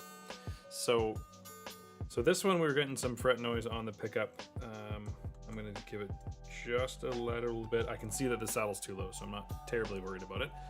But I just bring it up to pitch. The one thing you want to watch out for is anything in the neck joint. So if you've got like an older guitar, you want to make sure that's not lifting. And if you have any sort of floating tremolo, such as your Strat or anything like a Bigsby, actually Bigsby will stay still, it will just be floating on you, but a Strat or a Floyd, that's a whole other method which I won't talk about at this moment. But when you are bringing it up to pitch, and with the exception of those that may be pulling right out of the guitar, generally I like to bring it up to pitch, whatever that tuning is going to be, and then I kind of like just sight it. So now I'm looking down the neck, and there's an incredible back bow, so we're gonna relieve it a little bit. And that's always a funny conversation too. Do I relieve it? Do I add relief? Am I removing relief? Do I add tension? Essentially, what's happening there, you've got the truss rod going through the neck, and and it works the same thing as everything else does, righty-tighty, lefty-loosey. And I know it sounds silly, but it's one of those things that you just never forget. And when you're doing a truss rod, it's fairly straightforward. The terminology aside, because again, some people call it, some people will say you're adding relief or removing relief, or you're adding tension or back bow or up bow. All that really means is the angle of the neck. So when you're looking down the side of the neck, what I'm looking at is the edge, and you can kind of get a bit of a profile. I can't get a camera angle for that, but what you're looking at is the profile on the neck. And in this case, what's happening is from the top point up here to the nut. Let me slide back a little bit. So from the backside of the connection all the way down to the nut, the neck is actually curving. It's sloping. It's a sad face is what's happening here. And what will start to happen is you start to get fret buzz in the middle section. Versely, if there was too little tension on the neck, then it starts to up bow, and now you have just this kind of like big ramp at the end. So it's low, and then right about here it starts to actually lift. So now when you're trying to play a chord in the open area, it's just impossible to do. So in this case, this is what we would call back bowed, meaning that there is a really big bow here.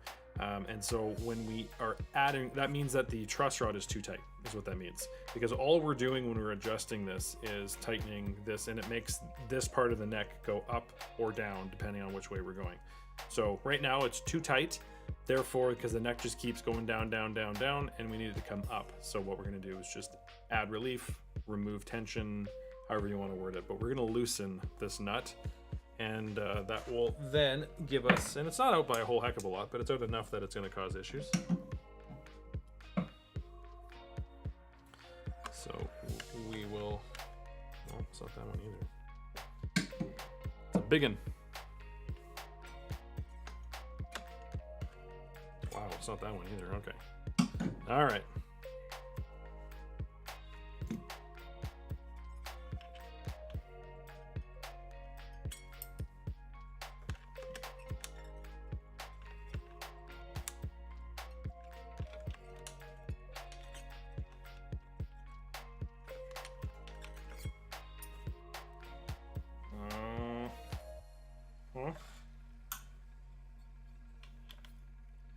There's actually no tension on this neck. That Could be a thing.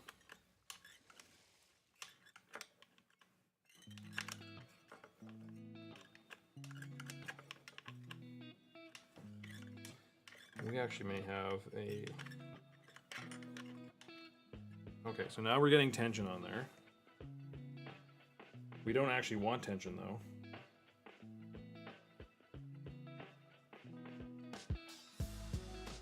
So that was making me think that, well, that's, oh, there's some cracking. I don't know if you heard that.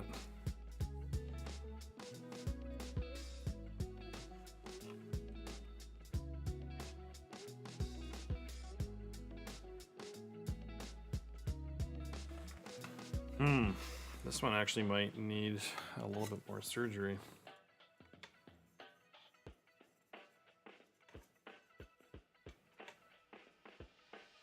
We've got it. We're basically at kind of the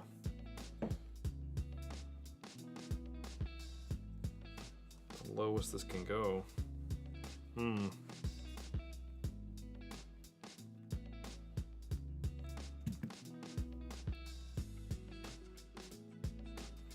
See if we can bring this up a touch.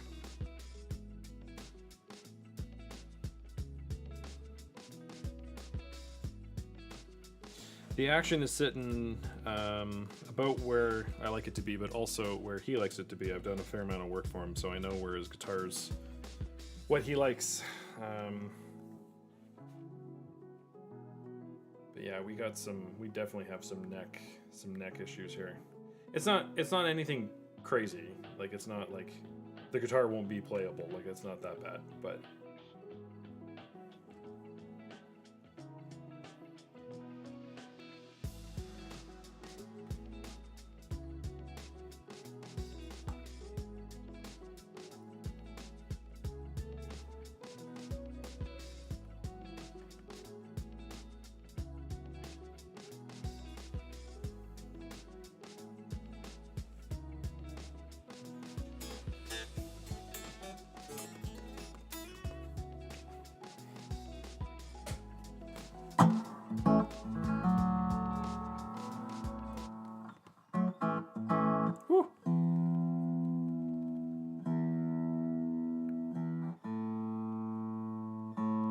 So actually, just the combination of adjusting the truss rod a fair amount as far as the guitar is concerned, and raising our saddles and lowering a couple other ones, the tuning's gone out on it. You can hear it hitting the pickup, so I'm not going to worry about that one right now.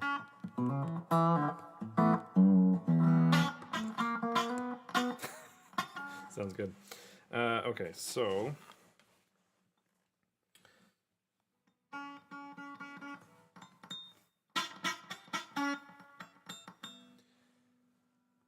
But what's happening here is the angle of the neck is off. So what we're probably going to have to actually do is take this all apart and add a shim to the neck, because what's happening is the neck is coming into the body. So on this angle, the neck is actually diving into the body. So it's higher up top here. The spacing starts to get a little bit higher. So we're starting to get like this. We're starting to get a little bit higher as it comes up. But then the pickup and the bridge is basically as low as it can go. So the neck angle is way off. So we're probably going to have to adjust that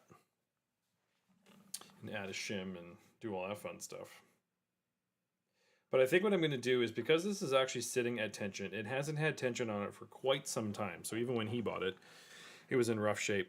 I think what I'm going to do is put this one aside. So I'll put these pickup screws in here, so that should be okay.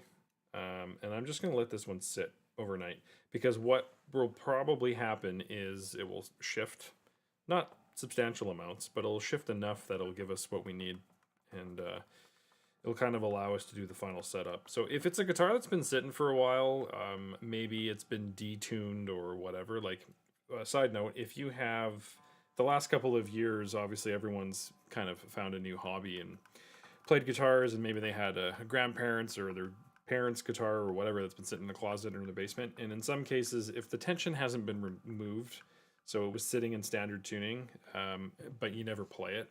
The one culprit on like a regular one would be a 12 string. So you're not necessarily always playing your 12 string guitar, but that's a lot of tension on the top of the guitar. So if you keep it fully tuned and you then put it back in a bag or case and put it in the back of your closet until the next time you want to play that Boston tune, what will start to happen is it literally will start to collapse in on itself. And it's just the tension of the strings pulling on it. So if it is something that's going to be sitting for a long period of time, just take the tension off. Just detune it. You don't have to take all the strings off. Just detune it so it's not pulling so much on the guitar. So fast forward, the problem with that, or whatever can happen, is if it's been sitting for a long time with absolutely no tension on it, it just needs some time to kind of rework and figure it out. I always call these chiropractic massages, especially when you're doing like a refret or anything like that.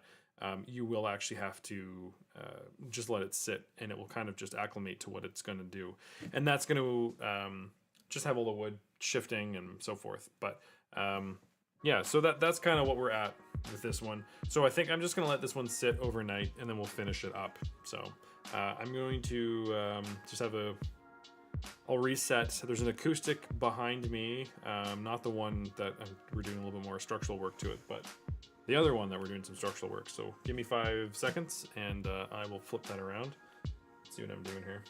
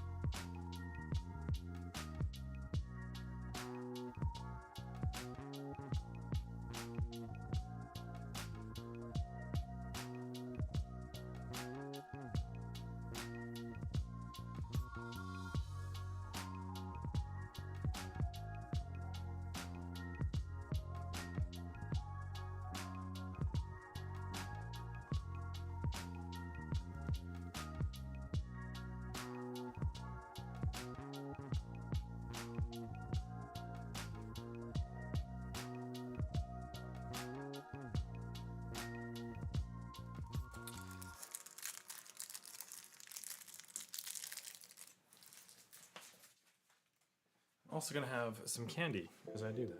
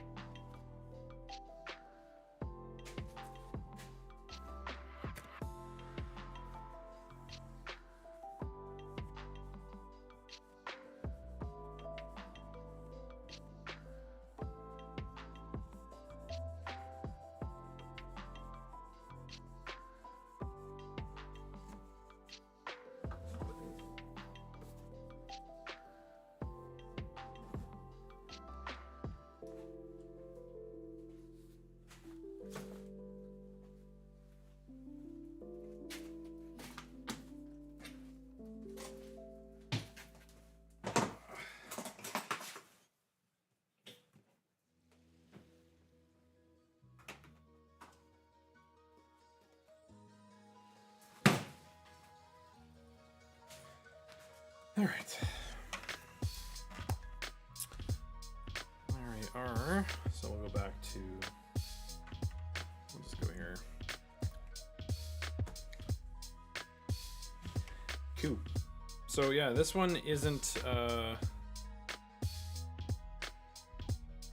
this is just an acoustic. So this one, I just got a little bit of cleaning up to do on the sides. So this one actually had a couple of different issues. This one is going to turn into a video on here, also probably on my Instagram as well. But this one is the very typical Martin binding. So basically it just releases, and I think it was the back one here was the whole side. Like it was literally this entire strip. From this whole process here, and basically it just becomes loose. Again, it's a very common Martin issue. Other guitars do it, but primarily is Martin. And actually, he's got he's got his friend that has exactly the same guitar, and I actually got contacted earlier yesterday with a gentleman who has 2 Martin guitars, and they have both done that as well. So it's a fairly easy fix if you kind of know how to fix it. Basically what happens is that the plastic shrinks, the glue heats up. It's commonly done, it commonly happens because of humidity. So if you leave this guitar in your car and it's really hot out, again, over a fireplace, things like that, it will actually just start to warm up, and in some cases the glue will actually release, almost all cases. So we just have to reattach that. That's what I cleaned up. So there's some glue residue that I just got to clean up. We're going to do that right now. And I also fixed a large crack that was starting from about here. I don't even know if you're going to be able to see the line because it went away. But it started, actually I'll go on this camera. Right about here, and it goes all the way around. And I think if I move it just enough, you can kind of see that little line that's in there. But it's not anything too, it looks a little worse, and all I'm going to do is just throw probably a little bit of, I would say 1000 grit, and we'll just kind of smooth that little transition, just so there's a little bit of a lip that just goes away. So this has actually all been pinched together. I closed the top, lined it all back up, which is great. Obviously we did the binding, which is all great.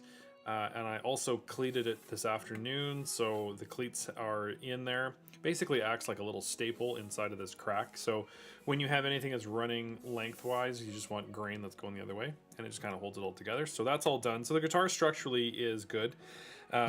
He was also saying that he was having some tuning issues.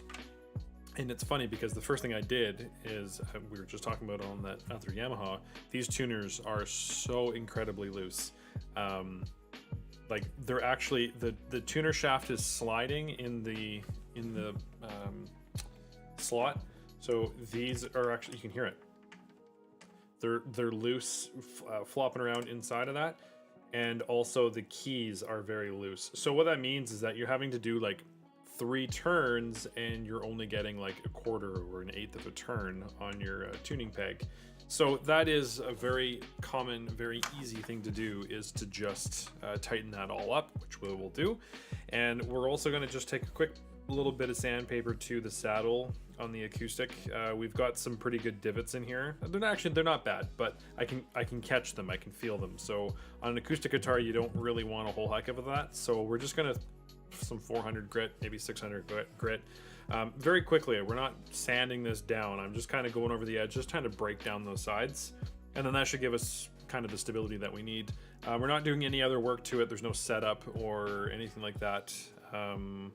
We'll just oil the fingerboard and let that sit for a sec as we kind of do everything else. And then we can throw the strings on. So that's what we'll do. So you can go this, one thing I like to do actually, it's kind of one of my, no, I don't want to get lemon oil over my headphones, that would be great. It came in a little heavy at the end there, it's okay. Just sits on here for a second. However, I can see that it's soaking it up already. I actually go over the bridge as well. We'll just pull these out, and I keep them in order so that I know where they came from.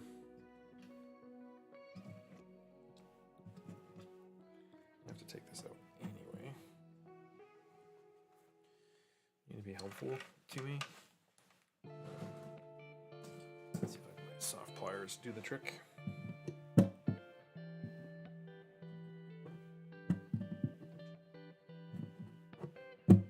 No.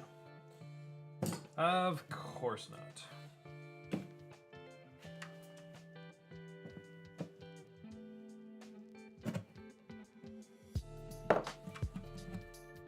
It's a nice fitting saddle. That doesn't happen often. I'll just let this soak. Yeah, so the rag actually is quite soaked now. So that's a little too much. You don't need quite that much. So, but we'll just let that sit for a second, and then I'll clean that all up. But another common thing that you may see with a lot of guitars is, especially around this time of year, is that you'll actually see saddle like the peg slots will actually crack, and the bridge will have a crack right through it. It's pretty common. So that's one reason why I actually like to oil it. It's also a piece of wood. It's a piece of rosewood. So it will dry up and fall to all the same senses. It also looks nice too. This one you may not notice it because we're keeping all of the care and all the character, I should say. So you won't really notice a substantial difference on it, but yeah, I can see that a lot of this is actually being soaked up, which is saying that it's a little thirsty, but we'll get rid of all that. We don't need it to be drenched in, I don't know.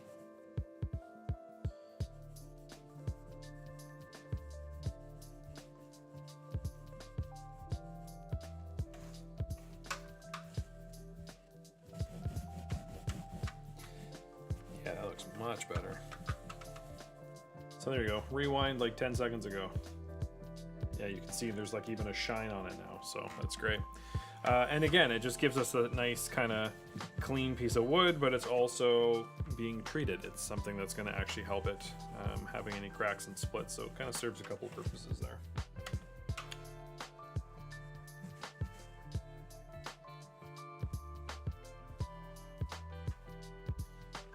So as I was kind of saying right off the top, I mean, everyone works differently. For me personally, I don't, and that's kind of just a tier thing, right? So obviously I have different prices depending on what it is that you're gonna do. But in this case, because we're not doing anything setup wise, I don't go and like heavily polish the frets. I don't polish all the hardware and so forth. It depends on the guitar and situation and stuff, but that's just kind of the part as you start moving up. So this one actually makes it a little bit easier. We're just kind of cleaning it up, making sure that it's playable. I oil every single guitar. That's not something that I kind of go on, and it's just one of those things where again it just kind of, they're priced because of the amount of labor that I'm putting into them. So I have quite a bit of guitars here, but that doesn't mean that I don't put any care or any energy into it. It's just one of those things where it kind of changes the job.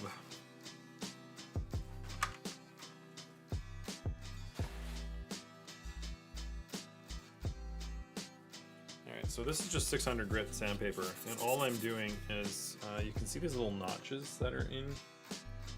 You can actually see them, they're like, kind of like, they're darkened. And all that is from is just like the strings cutting into it, so, which is fine, that's what's gonna happen. And all I'm doing is I'm just taking 600 grit sandpaper and I'm just kind of running it across, and I can feel that a couple of them have already broken down. And that's really all I'm trying to do. Make that a little bit smoother.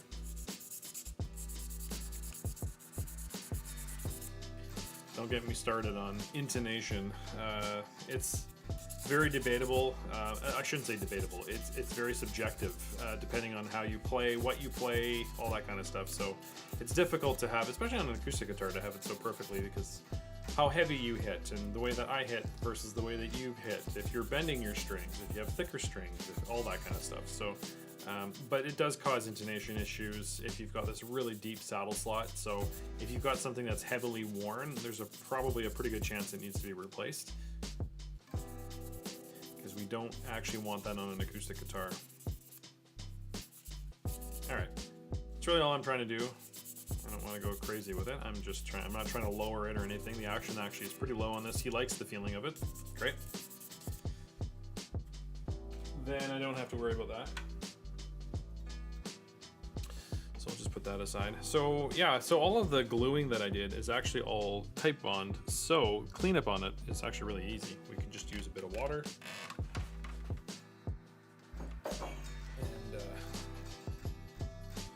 wipe all the kind of the hard glue off. That's really all I'm trying to do. And that just kind of gets caught on the binding. You normally have to do this a couple of times. It's very exciting, but it will start to break off. You can kind of pick it. You can use a knife if you need to, or a spatula. So yeah, I normally do it a couple of times, and then if I have to pull out some sort of tool, then I will. Yeah, it's amazing how often you see that actually. Just the binding lifting. So this one actually was probably the worst that I've seen, in the sense of all 4 corners or edges were off. So there's essentially, it was just the back part here was the only part that was actually attached to the guitar. So yeah, it's nice that we were able to not have to get into a refret, because no, sorry, not refret, rebinding. Nope. Nope. Nope.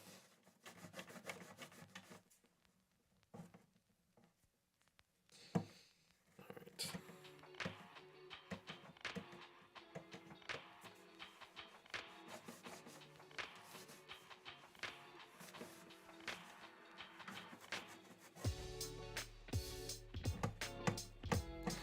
Yeah, we might actually need to pull something out here.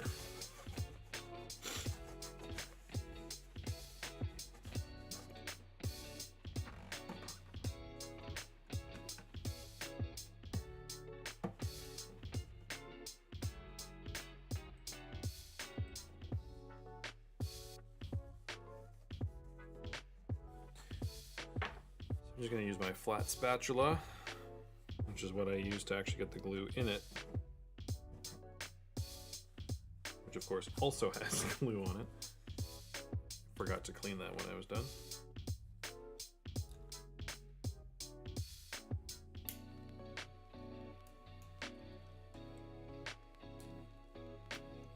There we go.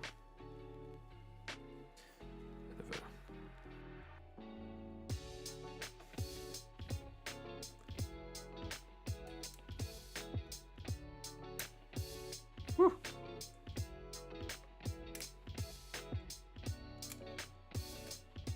Yeah, so 2 things that actually clean up this glue really well: heat and water. So the thing with heat though is that it will loosen the glue. So on this stuff, it worked, you know, that's great that I could use a heat gun or something and then it'll come right off. However, it's also going to loosen the glue that's underneath it. So.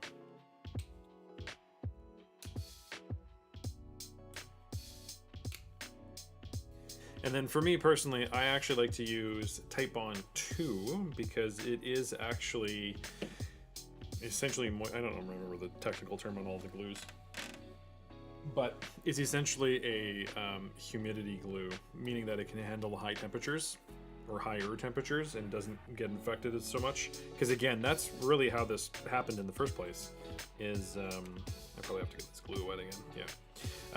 Is just that it got warm and then the glue just starts to release, because that's how we take it off. If you're doing a dovetail, like if you're taking the neck off of the guitar, we add steam to it, we just heat it up. If you're taking the bridge off, you just heat it up. If you're taking a fingerboard extension, you just heat it up. So when you start adding that heat, it actually loosens the glue and allows you to kind of take everything apart. So naturally, it does that to your binding as well. So I don't want to add heat.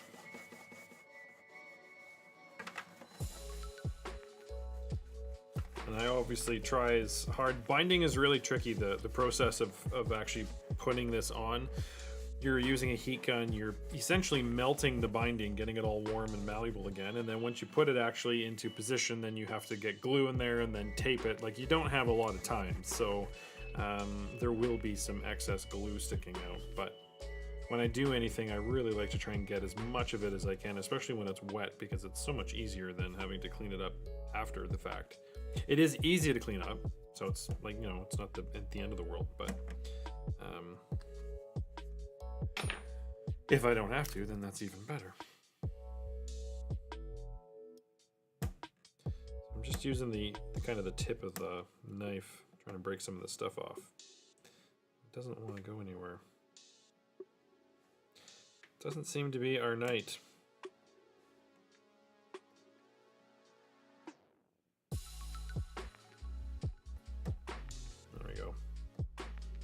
Slow and steady. Slow is steady, steady is fast. I think that's what that is.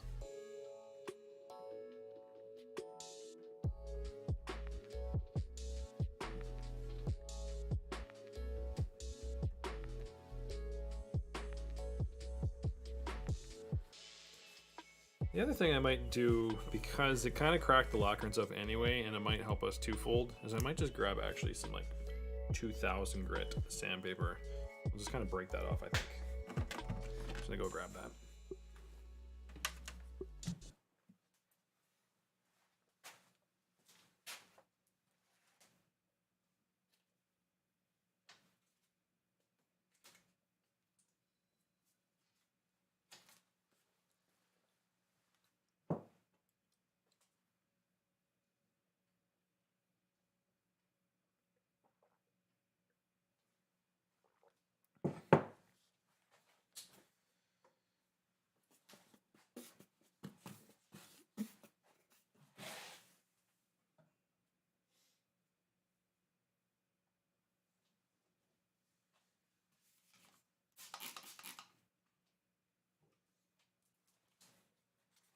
So I just got a little bit of 1000 grit sandpaper here.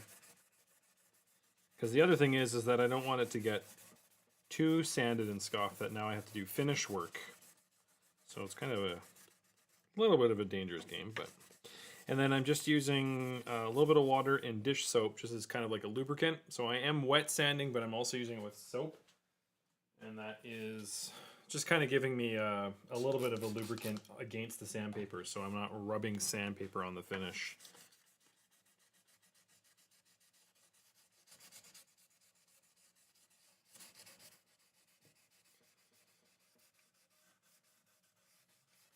This particular part that I'm working on, this was the worst one. The other ones were not terrible, but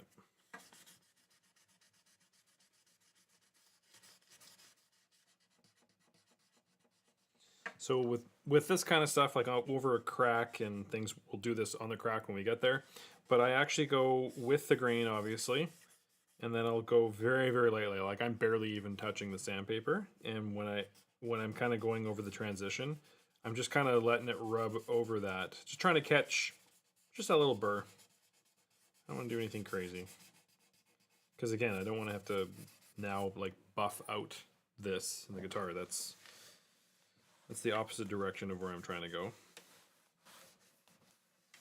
I'm just trying to make it so that it's nice and smooth, and actually that did exactly what I wanted it to do. There's a couple spots here, but got rid of the majority of that. There's a little bit right here.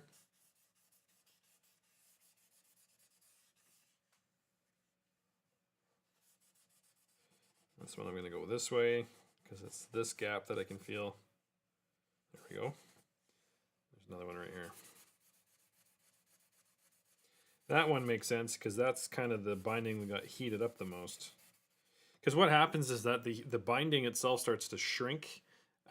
So when we're looking at this part in here, it starts to actually shrink, and then it becomes smaller, and then it just actually starts to pull right off of the guitar. So in order to fix that, we basically need to heat it back up again to get it back into that cavity. So I'm not fully surprised. It's very minor, but I'm not surprised that I'm actually feeling something there.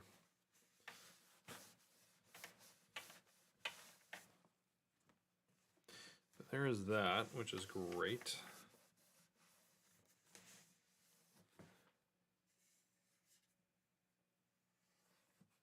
So that's the bottom, that's that part done.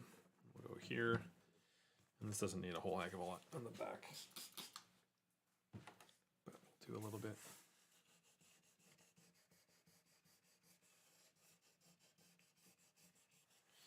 I'm just kind of grabbing all that, same idea. I'm just grabbing all the little kind of edges. And with 1000 grit too, it's very difficult, and a lubricated sanding, in the sense that I'm using the water with just a couple drops of dish soap in it. It's, I don't want to say impossible, because it certainly is possible, but it would be very difficult to do a lot of damage to the finish in this stage of cleanup because it's got everything covered on it. So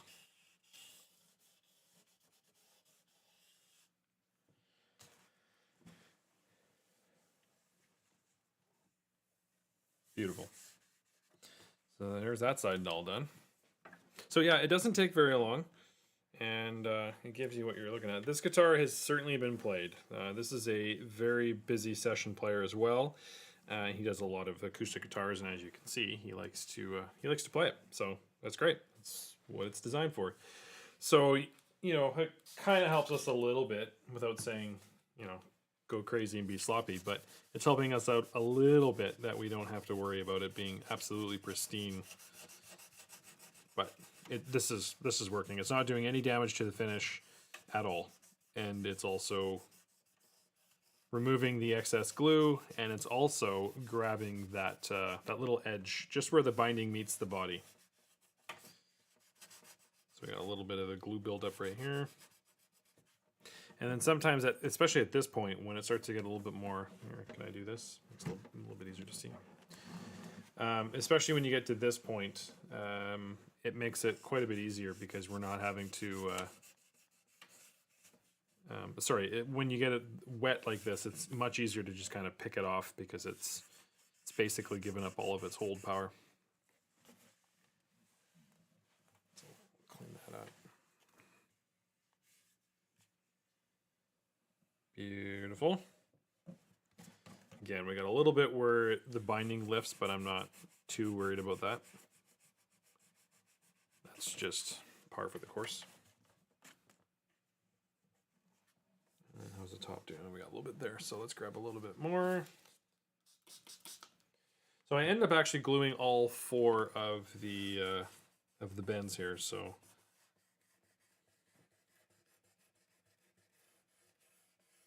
therefore we'll clean all 4 of them up.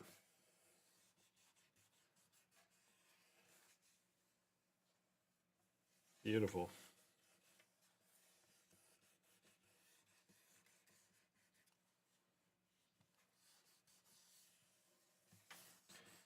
That does everything I need it to do right there. And then the rest we'll clean up. I'm not going to go crazy and try and remove this stuff, but we will give it a little bit of a spit shine. So now we're on this side, and then this one was the only one that I didn't have to go crazy as far as trying to do the repair.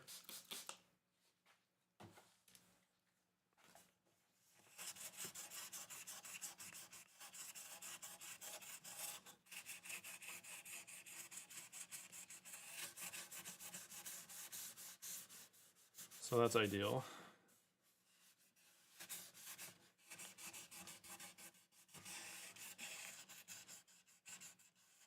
So again, I'm just very lightly touching it as I go against the grain.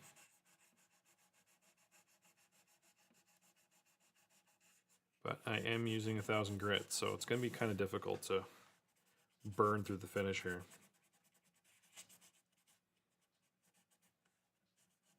There's just a very slight rise,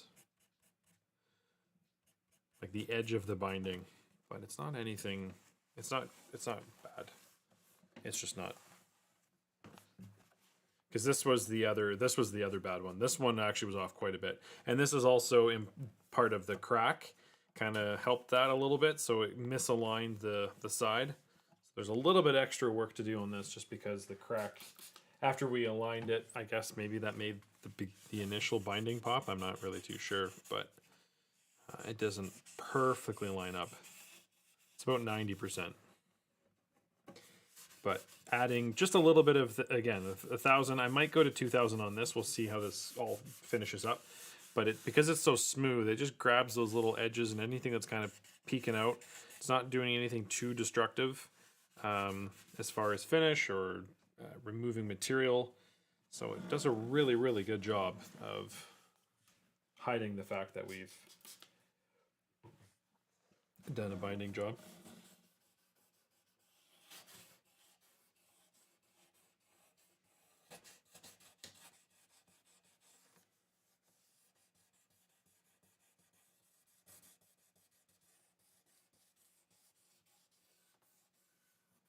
A lot of times with any sort of sanding job, I actually look the other way.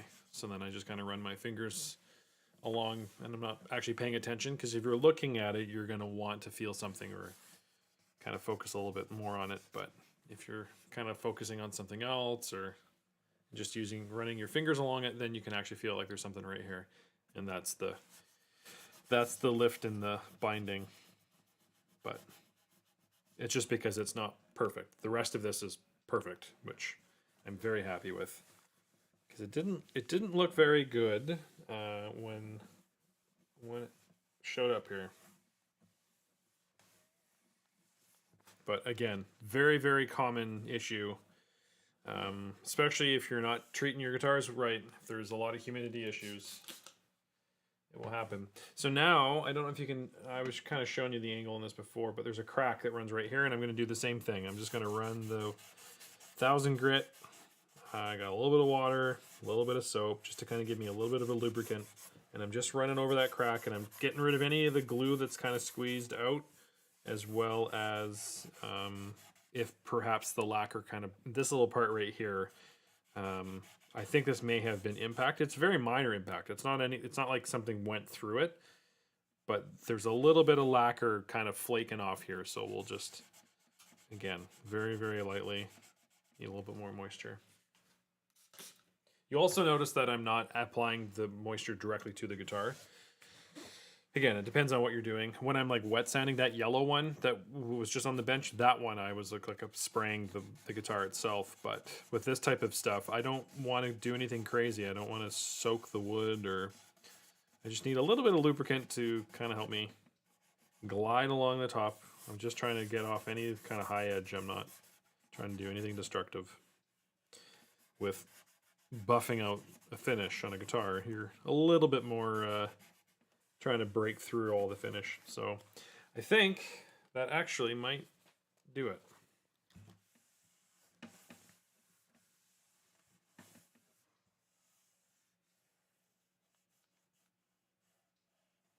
So that's the other end of that. So we'll just kind of grab the end from this way.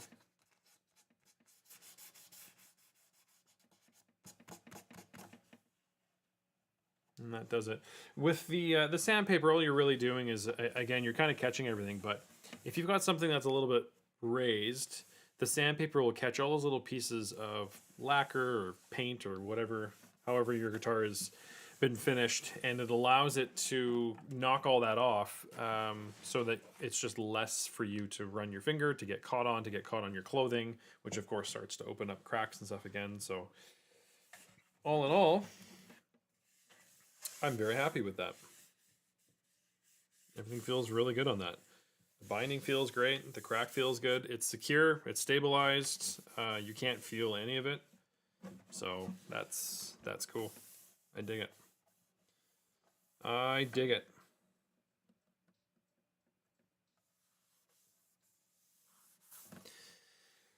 All right. So the next thing we're going to do is we're just going to go real quick with a little bit of naphtha, aka lighter fluid, just to kind of remove the oils and grease. There's a lot of like grime. It's not so much dirt, it's like grime, and it builds up on some of the areas, so this just kind of removes all of that.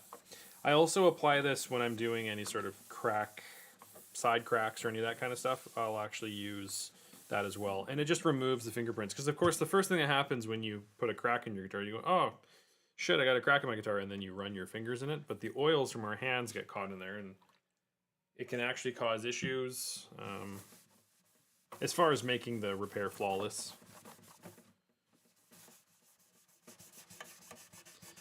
And if you got any kind of grime buildup around electronics and stuff, which this one does, this just kind of breaks all that stuff down.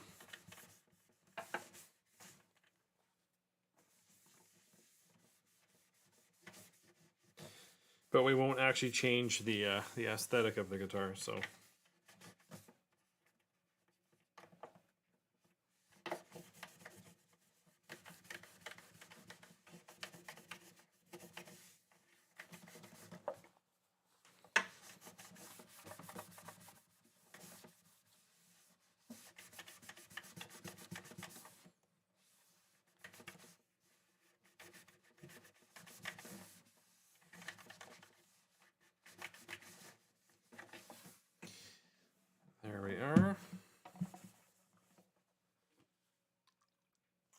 It's very common, even if you're not an acidic player, meaning that you sweat a lot and your sweat is very acidic. I personally, that's not an issue for me.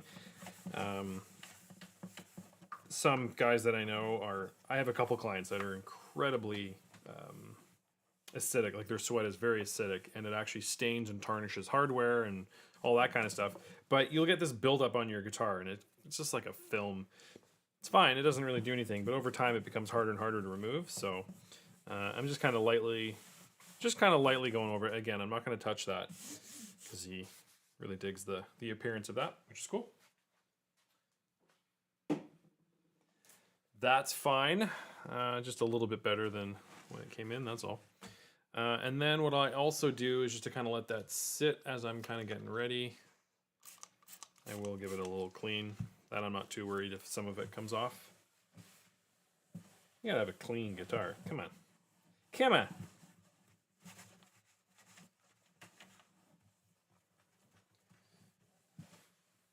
And even though it's been pretty battered, you can see that there's a nice little shine coming out of it now. So it won't take long to knock that down. So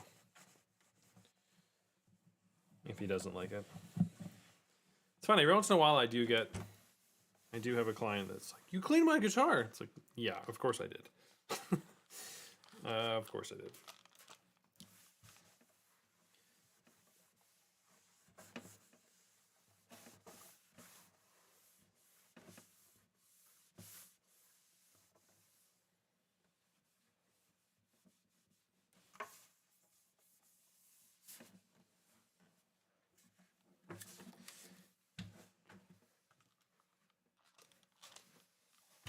I normally actually do this part, like the full clean, after I've put the guitar all together. But it probably wouldn't hurt to do it twice, so I'm going a little bit heavier now. Yeah, normally what I do, especially when I'm doing an acoustic, is that I'll actually clean like this area, because when you put the strings on, it's not as easy to get to. And I'll just do like this strip, put the strings on, do what I need to do, and then when it's all together, is then I'll do the kind of the final polish. But I chose to not do that. Okay.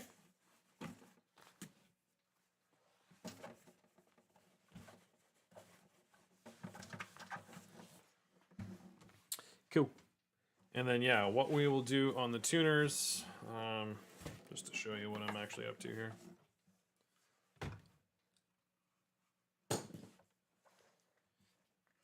Besides insanity,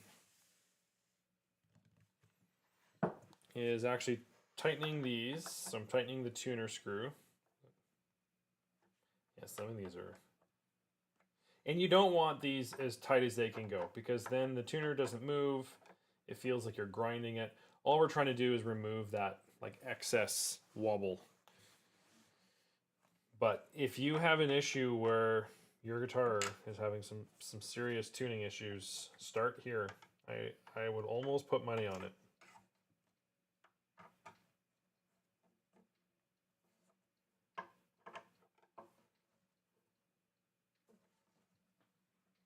So there should be a little bit of a fight to tighten your tuner. Like, you should be able to feel the gear. That one's a little too tight.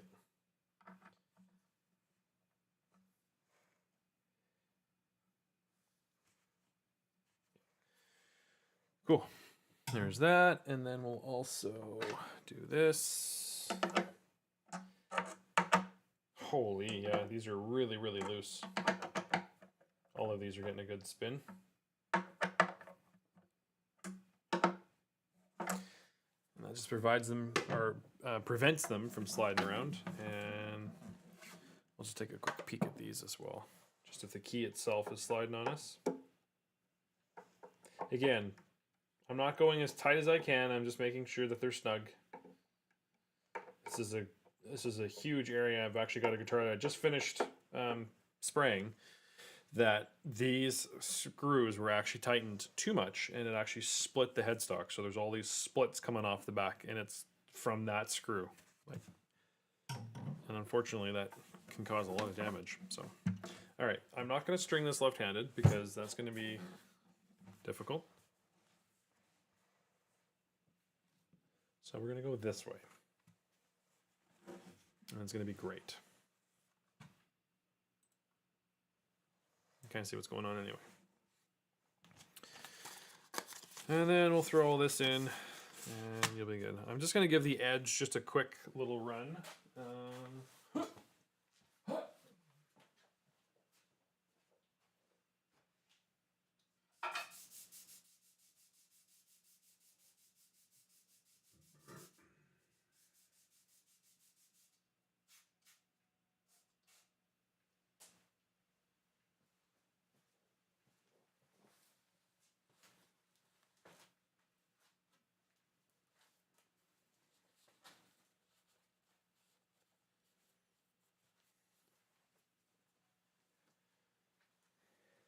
So I just did a just a touch off the bottom. I didn't do anything crazy on it. Just kind of clean it up, give us a nice fresh bottom again. It's nice and tight in the slot. That's another huge issue with acoustic saddles in particular. So if that's not tight, again, you're losing all the vibration in the guitar. The way an acoustic guitar works is the string, when you hit the string, it vibrates on the nut and it vibrates on the saddle.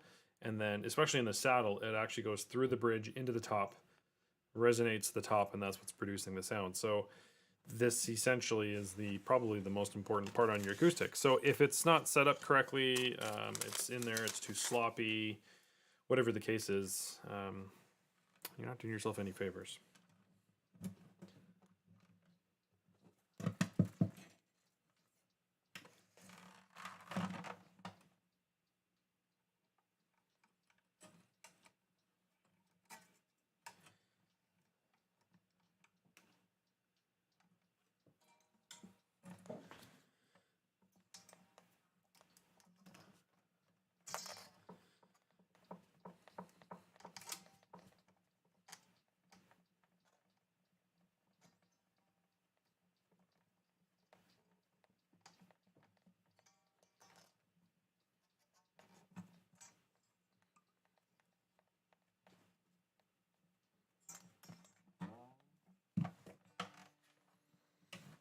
Should maybe start using my Bluetooth headphones down here.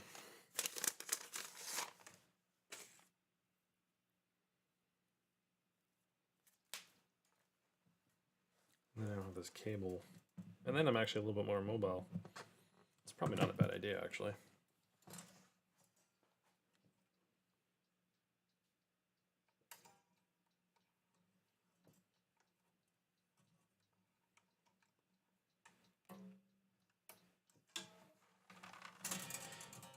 The only option that I have for music, well, it's not the only option, but I've got speakers in the shop, so if I were to have the music going for me, then you get a weird doubling.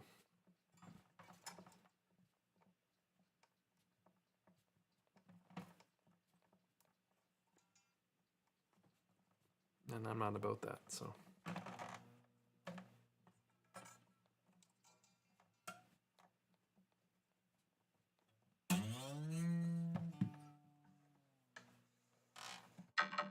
So we'll go. Oh, jeez. See?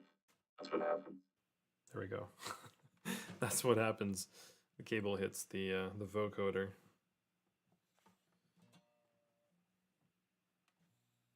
So I don't bring the string fully up to tension.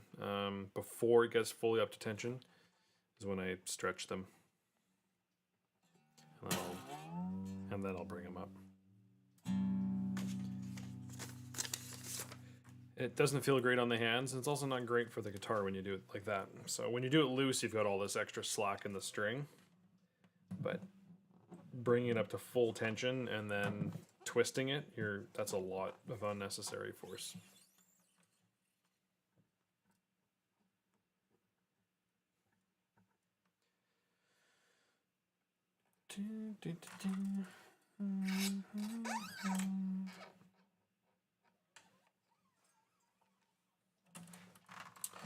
I think what's gonna happen, I think we'll finish this, put strings on it, and then I gotta finish that. I gotta apply that bridge to the guitar and get that gluing overnight.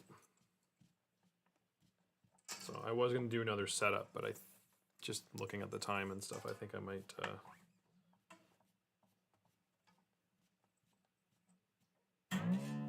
might change my setup. Oh, I see what I did there.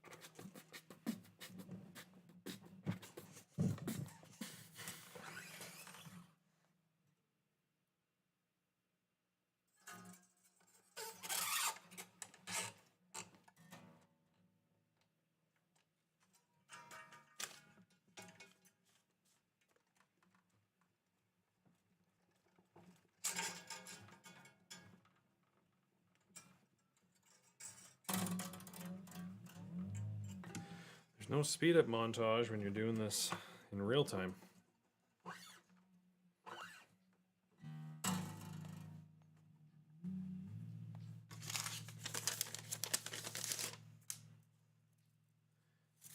Pretty sure this is in. Let's go to my.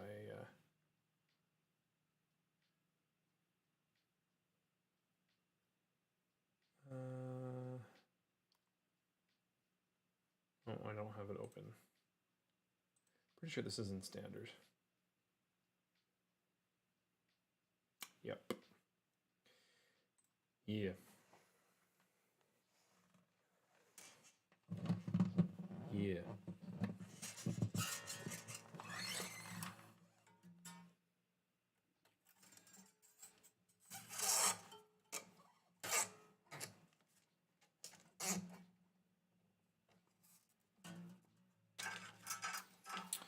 All right, last string here.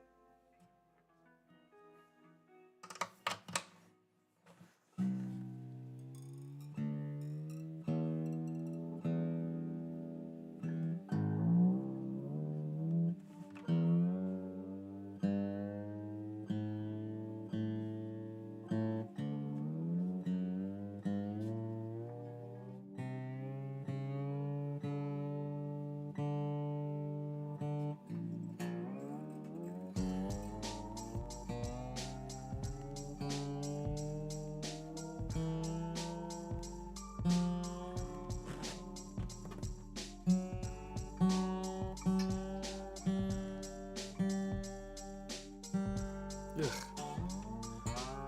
Very much dislike that feeling.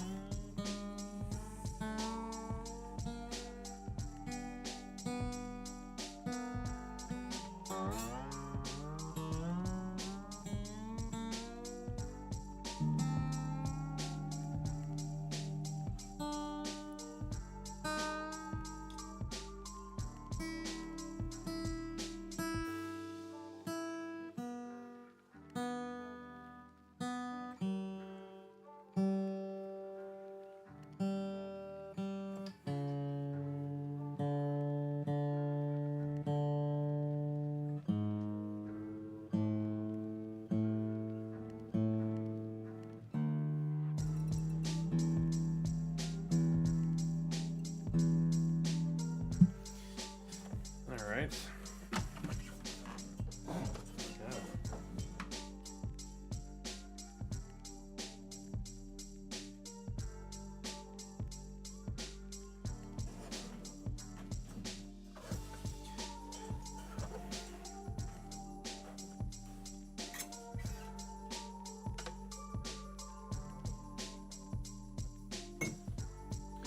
Yeah, so I just kind of measure what we're looking at there.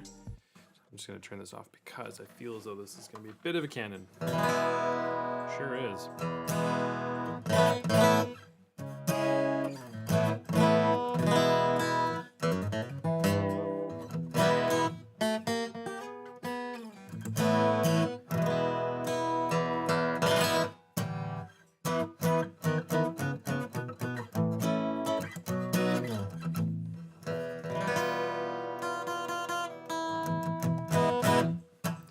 Yeah, it feels actually really good. It feels a little tight, and that's the 13s. I used to actually play 13s on my acoustic, but going to like an 11 or a 12 just doesn't feel as intense on your guitar.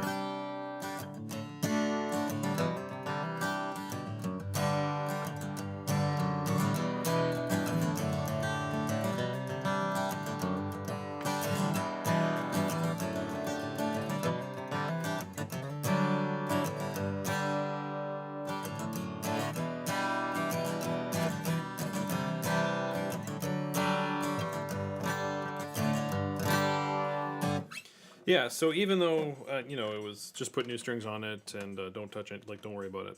I'm always going to look at it.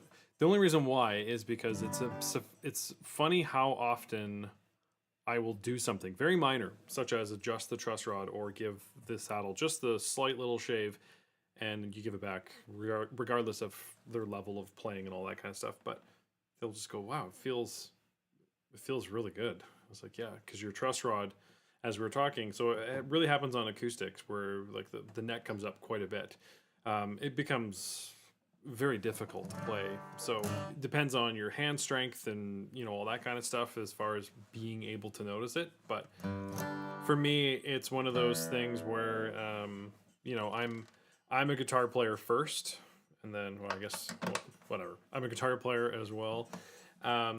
So I know what I like to feel in a guitar, so I take the tech side out of it. So it's one of those things where it's like I'll play the guitar, and if I don't like the feeling, then you won't like the feeling. So then I kind of make the adjustments accordingly. So, and that is, it doesn't matter if your guitar is in double A flats or whatever. Like obviously that's everyone has different tunings and they're playing different strings and gauges and all that kind of stuff. And I'm not saying that, I set every single guitar up the same way it goes out. All I'm saying is whatever you tell me, tension, all that kind of stuff, it's like I'll still play it. And if it doesn't feel good, then I'll adjust it until it feels good.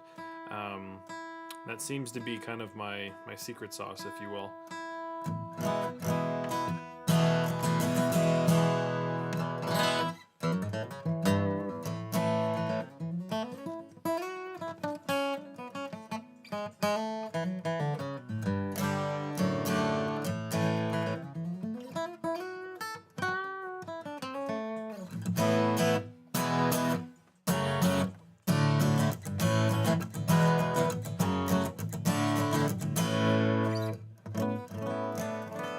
Yeah, it's a little tight actually, and that is the 13s that are really pulling on it.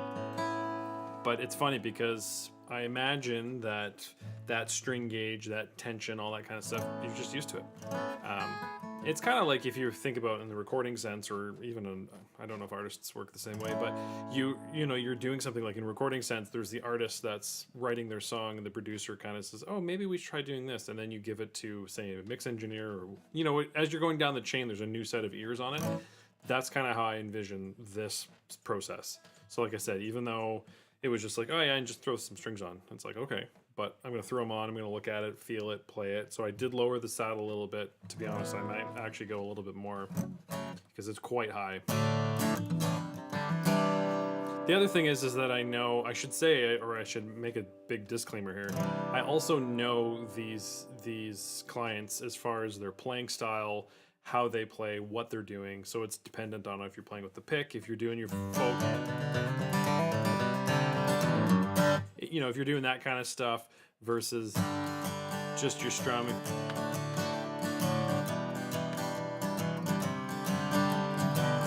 And hopefully you're playing wagon wheel.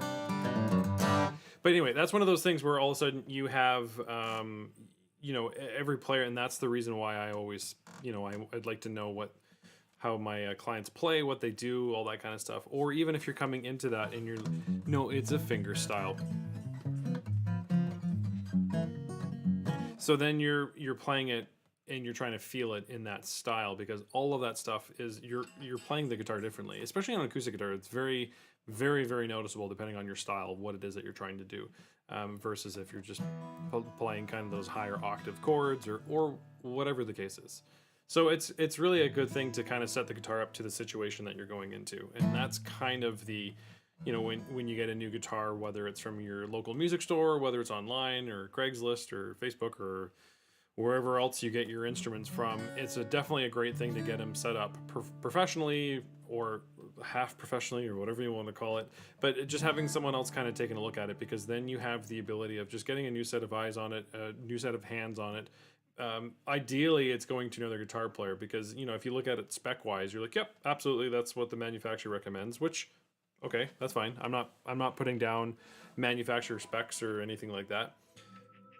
But the guitar doesn't play as well as it could, and just because the measuring says it's in the right spot, at least that's my philosophy.